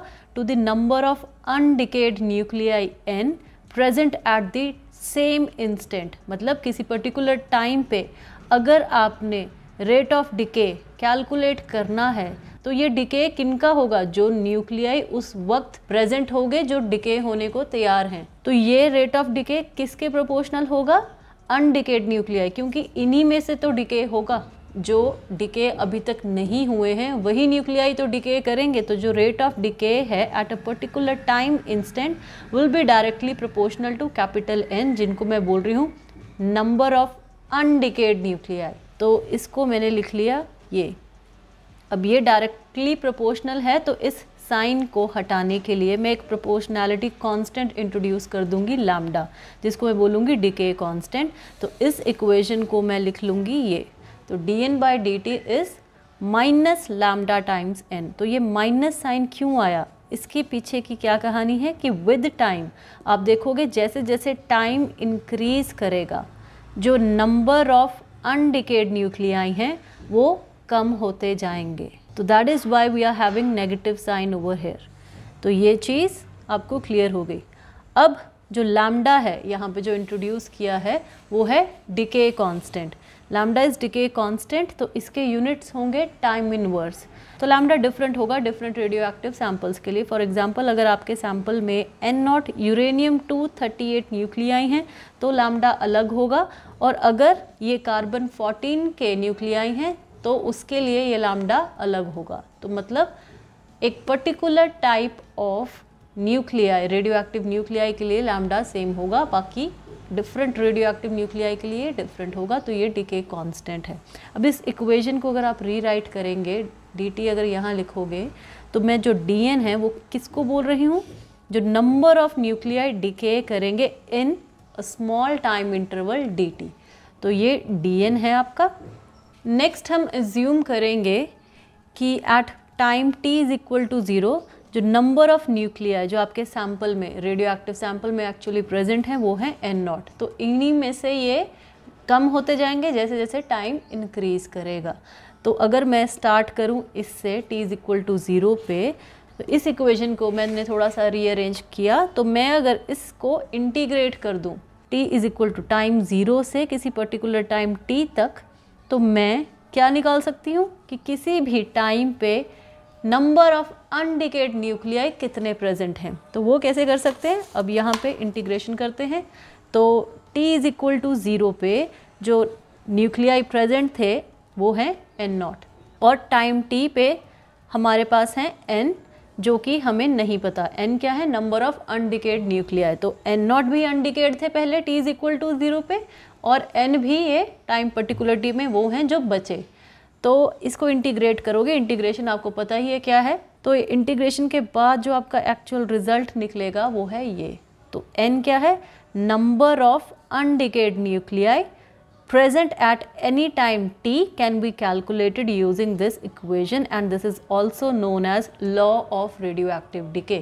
तो किसी भी टाइम पे आप number of undecayed nuclei present in the sample calculate कर सकते हैं, where N0 is the number of nuclei present in the radioactive sample at time t is equal to 0, और lambda क्या है आपका, decay constant।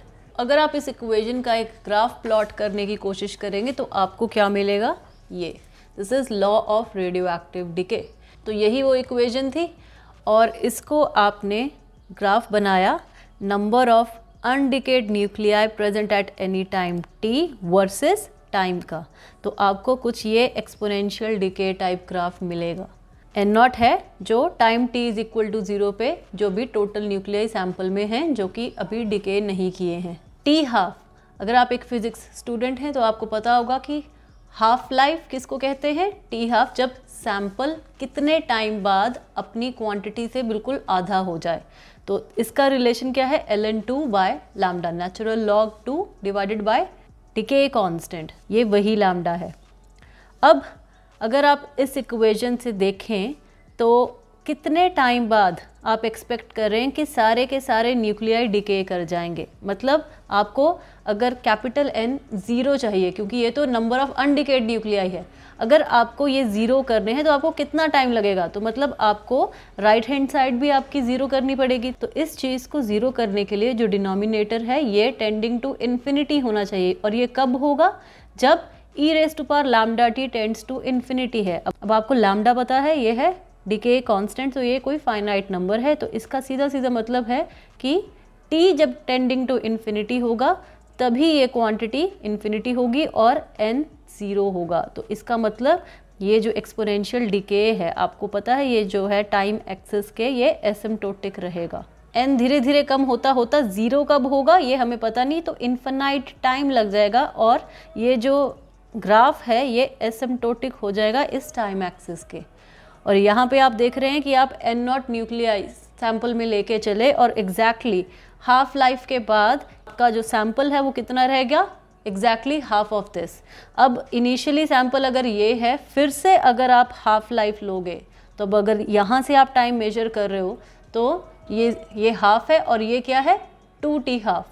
तो लेकिन यहाँ और यहाँ इसमें डिफरेंस क्या है, वही हाफ लाइफ का। तो यहाँ से अगर आप फिर से ये पीरियड लेंगे तो इस प्रेजेंट सैंपल का हाफ हो जाएगा, और सिमिलरली अगर आप ये हाफ लाइफ पीरियड और आगे चलेंगे तो इसका फिर से हाफ हो जाएगा। तो लाइकवाइज आपको ये ग्राफ मिलता जाएगा जब तक ये सारा सैंपल डिके ना कर जाए, तो उसको इन्फिनाइट टाइम लगेगा। तो ये आपको इस तरह का ट्रेंड मिलेगा आपके कर्व में, और इसको आप क्या कहते हो, law of radioactive decay, जो कि बेसिकली ये इक्वेशन फॉलो कर रहा है ये ग्राफ। अब आपने क्या करना है, आपने बेसिकली सिमुलेट करना है रेडियो एक्टिव डिके को। क्या मतलब आपने एक्सपेरिमेंट नहीं करना, आपने एक्सपेरिमेंटली ये चीज़ ऑब्जर्व करके यहाँ रिजल्ट तक नहीं पहुँचना, आपने कंप्यूटर की हेल्प से इस law of radioactive decay को ऑब्टेन करना है।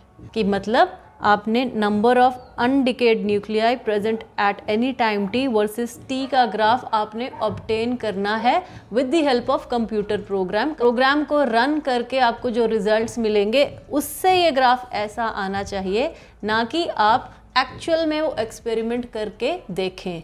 तो आपने सिमुलेशन करनी है बेसिकली। तो वो आप कैसे करेंगे इसको डिस्कस करते हैं। तो बेसिकली आपको यहाँ एक्स एक्सिस पे अपना टाइम चाहिए, तो आप क्या करेंगे, आप डिवाइड कर देंगे टाइम को डिस्क्रीट टाइम इंटरवल्स में।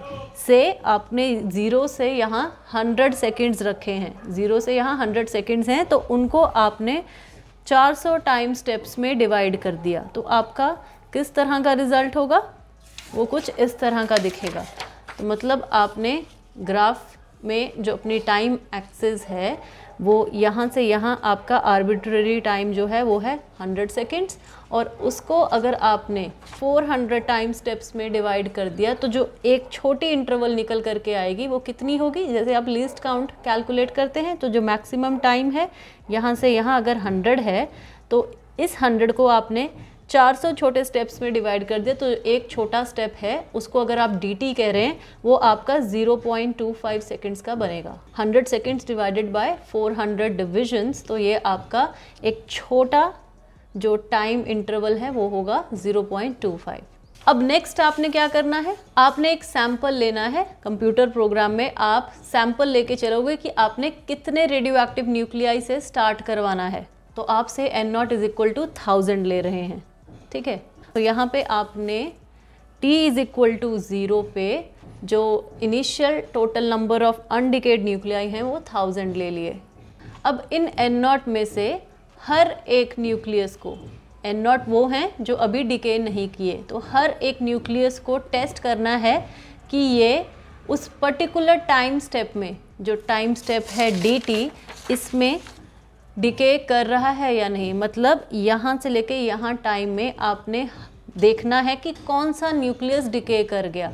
अब कौन सा करेगा ये एक रैंडम फिनोमिना है, ये आपको नहीं पता, लेकिन आपने कुछ इस तरह का प्रोग्राम लिखना है कि इस particular small time interval dt जो कि है 0.25 सेकेंड्स, इसमें चेक हो जाए कि N0 में से कोई नंबर घटाना है या नहीं। तो प्रोग्राम में रैंडम नंबर्स का यूज़ करके आपको इसका पता लगाना है। तो याद रखिए, not all radio active nuclei decay eight the same time. सारे रेडियो एक्टिव न्यूक्लियाई जो सैंपल में है एक ही टाइम पे डिके नहीं करेंगे। तो ये बेसिकली एक रैंडम प्रोसेस है। हम नहीं प्रिडिक्ट कर सकते कि कौन सा न्यूक्लियस डिके करेगा, कौन सा न्यूक्लियस कब डिके करेगा। तो इसी रैंडमनेस का हम इसमें यूज़ करेंगे। मोंटे कार्लो मेथड्स में रैंडमनेस का एलिमेंट आना चाहिए।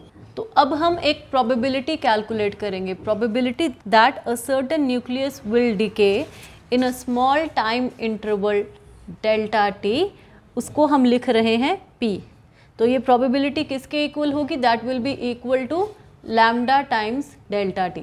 Lambda times delta t, lambda आपको पता है डिके कांस्टेंट है, इसके यूनिट्स क्या होंगे, सेकंड इनवर्स होंगे, और डेल्टा टी के यूनिट्स क्या होंगे, सेकंड्स।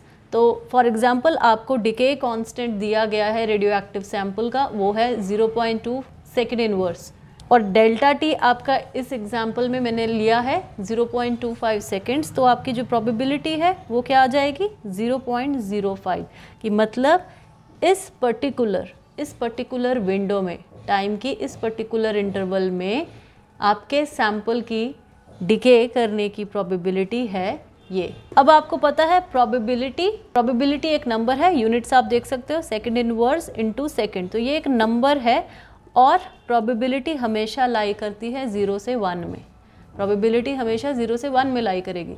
तो यहीं पे आप क्या यूज़ करोगे, एक रैंडम नंबर जनरेटर यूज़ करोगे जो कि जनरेट करेगा वैल्यूज़ बिटवीन 0 एंड 1। तो वैल्यूज़ 0 एंड 1 में जनरेट करेगा, तो होगा क्या, तो इसके बाद जो रैंडम नंबर जनरेटर ने आपकी वैल्यू प्रोड्यूस करी उसको आप कंपेयर करोगे इस वैल्यू से 0.05 से।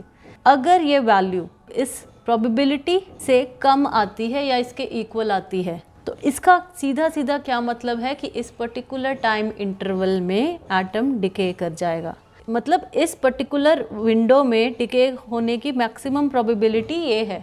तो इससे या इससे कम होगी तो डिके होगा, टाइम इंटरवल ये है। लेकिन अगर ये इसको एक्सीड कर जाती है वैल्यू, मतलब ये डेल्टा टी पीरियड एक्सीड कर गया नंबर, तो इस पर्टिकुलर इंटरवल में डिके नहीं हुआ, तो कोई भी न्यूक्लियस का नंबर आप डिक्रीज नहीं करवाएंगे। तो अगर रैंडम नंबर आया 0.02 तो मतलब ये इससे कम हो गया तो डिके होगा। तो इसका क्या मतलब होगा कि आप यहाँ से इस टाइम इंटरवल में, इस टाइम इंटरवल के ख़त्म होने के बाद क्या करेंगे, यहाँ से अनडिकेड न्यूक्लियाई का एक नंबर डिक्रीज कर देंगे। तो प्रोग्राम में आप क्या लिखोगे कि अगर ये कंडीशन सेटिस्फाई हो रही है, अगर ये कंडीशन सेटिस्फाई हो रही है तो आपने नंबर ऑफ अनडिकेड न्यूक्लियाई जो भी उस वक्त है उससे एक वैल्यू घटा देनी है, क्योंकि उसका डिके हो गया। अगर ये वैल्यू इससे ज़्यादा होती, मतलब ड्यूरिंग दिस टाइम इंटरवल या with in this time interval कोई डिके नहीं हुआ, किसी न्यूक्लियस का कोई डिके नहीं हुआ, तो आपकी जो वैल्यू है वो एज इट इज़ यही रहती, एन नॉट का एन नॉट ही रहता, ये कम नहीं होता। उसके बाद नेक्स्ट आप क्या करोगे, फिर टाइम का इंक्रीमेंट करोगे, मतलब अनदर डेल्टा टी इंटरवल को चेक करोगे, और वो भी 0.25 सेकेंड्स की ही है।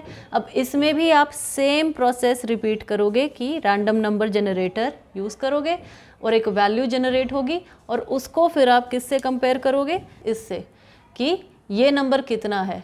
अगर ये चीज़ इससे कम है तो विद इन दिस इंटरवल या by the end of this interval decay होगा ही होगा। तो फिर से जो एक्चुअल वैल्यू उस इंटरवल से पहले रही होगी, नंबर ऑफ अनडिकेड न्यूक्लियाई होंगे वो, तो उस पर्टिकुलर वैल्यू से फिर से आपने एक नंबर कम कर देना है क्योंकि डिके हुआ है, एल्स आपने वही वैल्यू मेंटेन रखनी है। तो इस तरह से आप ये सारे स्टेप्स जो कि होंगे टोटल 400, क्योंकि हमने इतने ही लिए थे, तो इतने स्टेप्स के लिए ये सारा प्रोसीजर रिपीट करते जाएंगे और आपको ये ग्राफ मिल जाएगा number of undecayed nuclei versus time का। तो इसमें आपको क्या चीज़ ध्यान में रखनी है, बेसिकली जो मेन चीज़ आपको ध्यान में रखनी है कि आप टाइम डिस्क्रिटाइजेशन कैसे कर रहे हो। अगर आपने इसको इंटेलिजेंटली नहीं किया है तो आपको दिक्कत होने वाली है। कैसे कि अगर आपने जो डेल्टा टी है बहुत छोटा रख लिया, ये इंटरवल अगर बहुत छोटी रख ली, मतलब 0 से 100 सेकंड्स को आपने सपोज़ 10,000 इंटरवल्स में डिवाइड कर दिया, इतने टाइम स्टेप्स ले लिए, तो एक जो छोटी इंटरवल होगी वो क्या होगी 100 डिवाइडेड बाय 10,000, तो ये बहुत ही छोटी इंटरवल होगी। और आपको ये पता होना चाहिए कि कोई भी चीज़ अगर आप थेरेटिकली बता रहे हैं तो उसको प्रैक्टिकली परफॉर्म करना भी पॉसिबल होना चाहिए। तो अगर आप डेल्टा टी बहुत छोटा लेते हो तो सिमुलेशन करने में बहुत ज़्यादा CPU टाइम लगने वाला है, और रिजल्ट्स अगर मिलने में बहुत देरी हो रही है तो ऐसे प्रोसीजर का कोई फ़ायदा नहीं है। तो आपको डेल्टा टी बहुत ज़्यादा छोटा नहीं रखना। नेक्स्ट, अगर आप डेल्टा टी बहुत ज़्यादा बड़ा रख लेते हैं, फॉर एग्ज़ाम्पल आपने 0 से 100 को सिर्फ 20 टाइम इंटरवल्स में ही रखा, तो आपका 100 डिवाइडेड बाय 20 तो 5 सेकंड्स की, तो मतलब डेल्टा टी आपने 5 सेकंड्स रख लिया, बहुत बड़ा टाइम रख लिया, लेकिन हो सकता है इस पर्टिकुलर इंटरवल में बहुत ज़्यादा डिके हो जाए, हर एक डेल्टा टी में हर 5 सेकंड में बहुत ज़्यादा नंबर ऑफ डिके हो जाए, तो फिर तो ये ग्राफ बनाने का मतलब ही नहीं रहा, क्योंकि आपको यही नहीं पता चलेगा कि एक टाइम इंटरवल में कितने नंबर ऑफ न्यूक्लियाई कम करने हैं, ये आपको नहीं पता चलेगा। तो टाइम रेजोल्यूशन आपकी एक तरह से लूज़ हो जाएगी उस केस में। तो टाइम डिस्क्रिटाइजेशन आपने सोच समझ के करनी है। अब आप यहाँ से चले और 400 स्टेप्स के लिए आपने ये प्रोसेस रिपीट कर करके एक ग्राफ ले लिया, और इस पूरे प्रोसेस को आपने क्या कहोगे कि आपने एक रन किया। तो ये इंटायर प्रोसेस आप नंबर ऑफ टाइम्स रिपीट करोगे तो आपको हर टाइम इंडिपेंडेंट मेजरमेंट्स मिलेगी। मतलब ये 0th रन था, तो नेक्स्ट टाइम आप फिर से उतने ही स्टेप्स रख सकते हो, लेकिन आप फिर से ये ग्राफ ऑब्टेन करेंगे, अगेन आप फिर से ये रिपीट करोगे। तो इस तरह से आपको नंबर ऑफ टाइम्स ये प्रोसेस रिपीट करना है। अब यहाँ लिखा हुआ है कि हर रन की एक डिफरेंट सीड वैल्यू होगी। सीड वैल्यू से आप ये समझ सकते हो कि जब भी आप कोई कंप्यूटर प्रोग्राम लिखते हो जहाँ पे आपको रैंडम नंबर्स जनरेट करवाने हैं, तो एक random number generator sequence use होता है। एक रिकरेंस रिलेशन टाइप होता है कि आपको एक पहला रैंडम नंबर तभी ऑब्टेन होगा जब आप कोई सीड की वैल्यू देंगे। मतलब आपने शुरुआत करवाना है, तो कोई भी एक पर्टिकुलर वैल्यू दे दी और उससे एक फटाफट रैंडम नंबर हुआ, तो उसके बाद फिर आपको कुछ करने की ज़रूरत नहीं है। तो वो जो पहली सीड वैल्यू देंगे वो डिटर्मिन करेगा कि आपको रैंडम नंबर्स कैसे मिलते जाएंगे। तो हर प्रोसेस में आप क्या कर सकते हो कि हर रन में ये सीड वैल्यू चेंज कर सकते हो, ताकि आपको डिफरेंट रैंडम नंबर सीक्वेंस मिले हर टाइम। तो आप इसकी वैल्यू वही रख सकते हैं। फॉर एग्जांपल 0th रन के लिए आप सीड वैल्यू रख सकते हो 0, फर्स्ट रन के लिए आप वो रख सकते हो 1। तो लाइकवाइज तो इस तरह आपको हर रन के लिए डिफरेंट रैंडम नंबर सीक्वेंसेस मिलेंगे हर टाइम, और जो आपके प्लॉट्स होंगे वो सारी मेजरमेंट्स अनकोरिलेटेड होंगी, तो सेम ग्राफ्स नहीं मिलेंगे। तो because of different random numbers each time ये वेरी करेगा, तो सारी मेजरमेंट्स इंडिपेंडेंट होगी और सारी मेजरमेंट्स अनकोरिलेटेड होंगे। तो हर नई सिमुलेशन एक डिफरेंट रैंडम नंबर सीक्वेंस से स्टार्ट होगी हमेशा। तो इस तरह से आप इंडिपेंडेंट मेजरमेंट्स ले सकते हैं और उनकी एवरेज निकाल के आप एक फाइनल रिजल्ट कोट कर सकते हैं कि मेरा मोंटे कार्लो एस्टिमेट ये आया। तो आपको कुछ इस तरह का ग्राफ मिलेगा, number of undecayed nuclei versus time का। जो डिके नहीं हुए वही सर्वाइव किए, तो इसको आप पॉपुलेशन ऑफ सर्वाइविंग एटम्स भी बोल सकते हैं। तो पूरा प्रोसीजर एक बार करना 400 टाइम स्टेप्स के लिए एक रन कहलाएगा। तो ऐसे 0, 1, 2 अप टू 9, तो मतलब टोटल 10 रन्स करके देखे तो कुछ ऐसे इंडिपेंडेंट प्लॉट्स मिलेंगे हर रन के लिए, जिनकी आपने एवरेज लेके अपना ग्राफ ऑब्टेन किया, जिसने रेडियो एक्टिव डिके को सिमुलेट कर दिया। तो आपने देखा कि मोंटे कार्लो मेथड एक स्टोकास्टिक मेथड है, कि मतलब इस मेथड में रैंडम नंबर्स का यूज़ होता है रिजल्ट्स ऑब्टेन करने के लिए। तो इसी वजह से बहुत ज़रूरी हो जाता है इस मेथड की स्टैटिस्टिकल एरर्स को एनालाइज करना, क्योंकि बिना उसके आप आंसर की क्वालिटी के बारे में कुछ ज़्यादा नहीं बोल पाएंगे। मतलब मोंटे कार्लो मेथड से आंसर तो मिल गया, बट आप कैसे कह सकते हैं कि ये आंसर वही है जो एक्चुअल में आना चाहिए था। जिस प्रॉब्लम को सॉल्व करने के लिए आपने मोंटे कार्लो मेथड लगाया, उसका कोई अपना ट्रू सॉल्यूशन था, जो कि आपको पता भी हो सकता है, लेकिन मोस्ट ऑफ द टाइम्स आपको नहीं पता होता, तभी तो आप मोंटे कार्लो एस्टिमेट लगा रहे हैं। और हो सकता है कि जो आपका मोंटे कार्लो एस्टिमेट आया है, ये दोनों आंसर्स एक दूसरे के बिल्कुल भी करीब ना हो, कि मतलब Monte Carlo estimate true value के आसपास भी ना हो। तो इसीलिए ज़रूरी है कुछ टर्म्स और डेफिनेशंस को समझ लेना, ताकि आपका आंसर कोट करते समय कुछ कॉन्फिडेंस बरकरार रहे। तो सबसे पहली टर्म है accuracy. It is a measure of how close is the expected value to the true value which is seldom known. तो क्या मतलब इसका कि मोंटे कार्लो एस्टिमेट एक तो आप निकालोगे, ये जो आपने सारे मेथड्स पढ़े उसमें जो भी आपके रिजल्ट निकल रहे हैं वो एक तरह से क्या है, मोंटे कार्लो एस्टिमेट्स हैं। किसके? जो ट्रू वैल्यू जिसका आप निकालने की कोशिश कर रहे हैं मोंटे कार्लो एस्टिमेट, उसकी अपनी भी तो खुद की कोई वैल्यू होगी एक्चुअल में, जो कि हो सकता है पता भी हो या ना पता हो। तो मोस्ट ऑफ द टाइम्स वो पता नहीं होती, तभी आप मोंटे कार्लो एस्टिमेट लगा रहे हैं उसका, तभी आपने ये मेथड यूज़ किया ऑब्टेन करने के लिए उसको। तो हो सकता है ये जो आपका रिजल्ट है वो ट्रू वैल्यू से बिल्कुल ही डेविएट कर जाए, तो जितना ज़्यादा ये एरर होगा, जिसको आप सिस्टमैटिक एरर कहते हो, ये डिफरेंस है इस ट्रू वैल्यू में और जो आपका मोंटे कार्लो एस्टीमेट है, तो जितना ये डिफरेंस ज़्यादा होगा उतना ही आपने जो एस्टीमेट लगाया है वो एक्यूरेट कम होगा। तो हो सकता है आप रिजल्ट ऑब्टेन कर लें, बट उसकी एक्यूरेसी क्वेश्चनेबल है। नेक्स्ट क्या है? प्रिसिजन। मोंटे कार्लो एस्टीमेट का एसेंस क्या है कि आपको इसके रिजल्ट्स कैसे मिलेंगे? जो आपको नंबर ऑफ ट्रायल्स हैं, जो नंबर ऑफ इंडिपेंडेंट मेजरमेंट्स हैं, वो ज़्यादा रख के देखना होगा। आपको नंबर ऑफ इंडिपेंडेंट मेजरमेंट्स बहुत ज़्यादा लेनी चाहिए मोंटे कार्लो एस्टीमेट निकालने के लिए। अब क्वेश्चन है कि वो कितनी ज़्यादा होनी चाहिए। आइडियली ये उतनी ज़्यादा होनी चाहिए कि आपको एक गॉसियन शेप्ड कर्व मिल जाए। किसका? ये सारी होंगी इंडिपेंडेंट मेजरमेंट्स जो आपने प्लॉट कर दी। फिर उन सभी की जब आपने एवरेज निकाली, वो जो एस्टीमेट होगा उसको आप एक्स बार कह रहे हो और उसी को आपने मोंटे कार्लो एस्टीमेट कहा। तो प्रिसिजन का क्या मतलब हुआ? प्रिसिजन इस ग्राफ की एक तरह से स्टैंडर्ड डेविएशन है।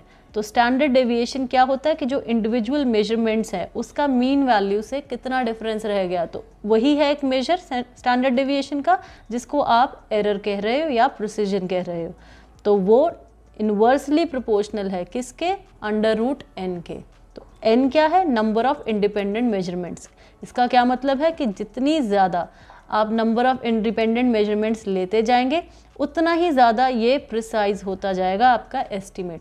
प्रिसिजन ज़्यादा बढ़ना मतलब ये जो विड्थ है ये कम होना, स्टैंडर्ड डेविएशन कम होना, वेरिएंस कम होना। तो मतलब मीन के अबाउट इंडिपेंडेंट मेजरमेंट्स अगर ज़्यादा क्लोज हों तो ये ग्राफ की जो ये विड्थ है ये नैरो हो जाएगी, तो आपका प्रिसिजन इम्प्रूव हो जाएगा। और एक ये भी चीज़ है कि हो सकता है कि आपका रिजल्ट बहुत प्रिसाइज हो, ये स्टैंडर्ड डेविएशन कम हो, नंबर ऑफ इंडिपेंडेंट मेजरमेंट्स ज़्यादा हो, लेकिन फिर भी आपका जो रिज़ल्ट है, जो एस्टीमेट है, वो ट्रू वैल्यू से बहुत पीछे रह जाए। उस केस में जो भी आपने मॉडल यूज़ किया है, मतलब जो कंप्यूटर प्रोग्राम यूज़ किया है अपना रिज़ल्ट ऑब्टेन करने के लिए, उसको आप इतना फेथफुल नहीं कह सकते, बिकॉज़ आपको उसने एक तरह से रिज़ल्ट तो दिलवा दिया बट वो एक्यूरेट नहीं था। तो ये दो एस्पेक्ट्स हमने स्टडी किए। एक्यूरेसी अलग चीज़ है, प्रिसिजन अलग चीज़ है। अब प्रिसिजन से ही मिलती जुलती एक चीज़ है रिलेटिव एरर, जिसमें प्रिसिजन को, इसी प्रिसिजन को आप डिवाइड कर दोगे एक्स बार से, जो कि है मोंटे कार्लो एस्टीमेट। तो ये आपका मेजर बन जाता है किसका? स्टैटिस्टिकल प्रिसिजन का। जो आपने मोंटे कार्लो एस्टीमेट दिया है वो कितना प्रिसाइज है, उसका एक मेजर है रिलेटिव एरर, जिसको आप ऐसे डिफाइन करते हो। तो क्योंकि ये भी न्यूमरेटर में एक तरह से स्टैंडर्ड डेविएशन ही है, इसकी स्टैंडर्ड एरर बोल दो, तो यहाँ पे ये क्वांटिटी भी इन्वर्सली प्रोपोर्शनल हो जाएगी अंडर रूट ऑफ एन के। तो मतलब यहाँ पे भी जब आप नंबर ऑफ इंडिपेंडेंट मेजरमेंट्स बढ़ाते जाओगे तो आपका रिलेटिव एरर कम होगा। तो आपने अगर मोंटे कार्लो एस्टीमेट निकाला और आपकी आर की वैल्यू, जो रिलेटिव एरर है, वो ज़्यादा आ रही है 0.5 से, तो आपकी जो कैलकुलेशंस हैं, जो रिज़ल्ट हैं, ये ट्रस्टेबल नहीं है। रिलेटिव एरर कम होना चाहिए, प्रिसिजन ज़्यादा होना चाहिए। रिलेटिव एरर कम होनी चाहिए मतलब नंबर ऑफ इंडिपेंडेंट मेजरमेंट्स ज़्यादा होनी चाहिए। प्रिसिजन ज़्यादा होने का मतलब है स्टैंडर्ड डेविएशन कम होना। नंबर ऑफ इंडिपेंडेंट मेजरमेंट्स ज़्यादा करके ही आप प्रिसिजन इम्प्रूव कर सकते हैं। तो यहाँ भी आपको रिलेटिव एरर कम चाहिए, मतलब n ज़्यादा चाहिए। तो अगर आपकी r की वैल्यू इस रेंज में है तो आपका जो रिज़ल्ट है वो क्वेश्चनेबल है, लेकिन अगर r की वैल्यू लेस देन 0.1 है तो रीजनेबल रिज़ल्ट, मतलब काफ़ी अच्छा रिज़ल्ट आपने कोट किया है मोंटे कार्लो मेथड यूज़ करके। तो इसका मतलब r को हमेशा कम होना चाहिए, उसके लिए n इंक्रीज़ कर दो। नेक्स्ट क्वांटिटी है figure of merit. Precision include करने के साथ साथ अगर कंप्यूटर टाइम भी इनकॉर्पोरेट कर लिया जाए कि सिमुलेशन करने में कंप्यूटर समय कितना लगाता है, तो एक और क्वांटिटी बन जाती है जिसको आप कहते हो फिगर ऑफ मेरिट। ये अप्रॉक्सीमेटली कांस्टेंट है, इसका भी एक रीज़न है। सबसे पहले हम देखते हैं कि फिगर ऑफ मेरिट ज़्यादा होना मतलब ज़्यादा एफिशिएंसी है मोंटे कार्लो मेथड की। तो the higher figure of merit is the better. तो जितनी ज़्यादा इसकी वैल्यू होगी फिगर ऑफ मेरिट की, उतना ही एफिशिएंट है आपका मोंटे कार्लो मेथड। तो इसके लिए मतलब डिनोमिनेटर को कम होना चाहिए। तो इसका क्या मतलब है, रिलेटिव एरर भी कम हो, और जो टी है वो क्या है, टाइम स्पेंड फॉर सिमुलेशन, की सिमुलेशन करने में आपका कंप्यूटर टाइम कितना ले रहा है वो, तो टाइम भी कम होना चाहिए और रिलेटिव एरर भी कम होनी चाहिए। अब ये चीज़ कम करने के लिए आपको पता है कि नंबर ऑफ इंडिपेंडेंट मेजरमेंट्स ज़्यादा कर दो, ठीक है। तो रिलेटिव एरर कम करने का तरीका क्या है कि नंबर ऑफ इंडिपेंडेंट मेजरमेंट्स ज़्यादा कर दो, और टी है कंप्यूटर टाइम। लेकिन अगर आप ध्यान से देखो कि अगर आपने ये चीज़ कम करने की कोशिश करी तो this comes at the cost of increasing the number of independent measurements, जिनको करने के लिए कंप्यूटर को बहुत टाइम लगने वाला है। अगर आप आर कम करते हैं, इसका मतलब एन बढ़ाना, और इसका सीधा सीधा मतलब है कि कंप्यूटर टाइम भी, सीपीयू टाइम बढ़ने वाला है। जो सिमुलेशंस करके आपको रिजल्ट मिलेंगे उसमें बहुत टाइम लगने वाला है। तो ये एक तरह से कांस्टेंट हो जाती है term, because decrease in this comes at the cost of increase in the time spent for simulation. Precision improve करना मतलब नंबर ऑफ इंडिपेंडेंट मेजरमेंट्स बढ़ाना, या बहुत ही एक्यूरेट फिजिकल मॉडल्स इंप्लीमेंट करना, जिसका सीधा सा मतलब है कि कंप्यूटर टाइम बढ़ने वाला है, क्योंकि ज़्यादा टाइम लगेगा सिमुलेशंस करने के लिए। तो इसकी वजह से हम एक और टर्म इंट्रोड्यूस करते हैं जो कि है वेरिएंस रिडक्शन टेक्निक्स। इसका क्या मतलब है, इसका एक ही एम होता है, प्रिसीजन बढ़ाना, मतलब रिलेटिव एरर कम करना, लेकिन कुछ इस तरह से कि कंप्यूटिंग टाइम भी ज़्यादा ना बढ़े। प्रिसीजन बढ़ाने से कंप्यूटर का टाइम बढ़ेगा, पर वेरिएंस रिडक्शन टेक्निक्स करने का मकसद मोंटे कार्लो सिमुलेशंस को एक्सेलरेट करना है। देखो, अगर रिलेटिव एरर आपने कम करना है तो कैलकुलेशंस तो ज़्यादा होनी ही हैं, लेकिन वो तेज़ी से हों, एक्सेलरेट हो जाए, कुछ इस तरह की टेक्निक्स अपनाना, वो है वेरिएंस रिडक्शन टेक्निक्स, जिनसे कि कंप्यूटिंग टाइम रिड्यूस हो सके। तो ऐसी सारी टेक्निक्स को हम क्या कहते हैं, वेरिएंस रिडक्शन टेक्निक्स। तो ये कंप्लीट और डिटेल्ड वीडियो थी मोंटे कार्लो मेथड्स के बारे में। आई होप आपको कंटेंट अच्छा लगा होगा, and this one's for me, I think I did a great job. आप अपना बहुत ख्याल रखिएगा, मिलते हैं नेक्स्ट वीडियो में, धन्यवाद।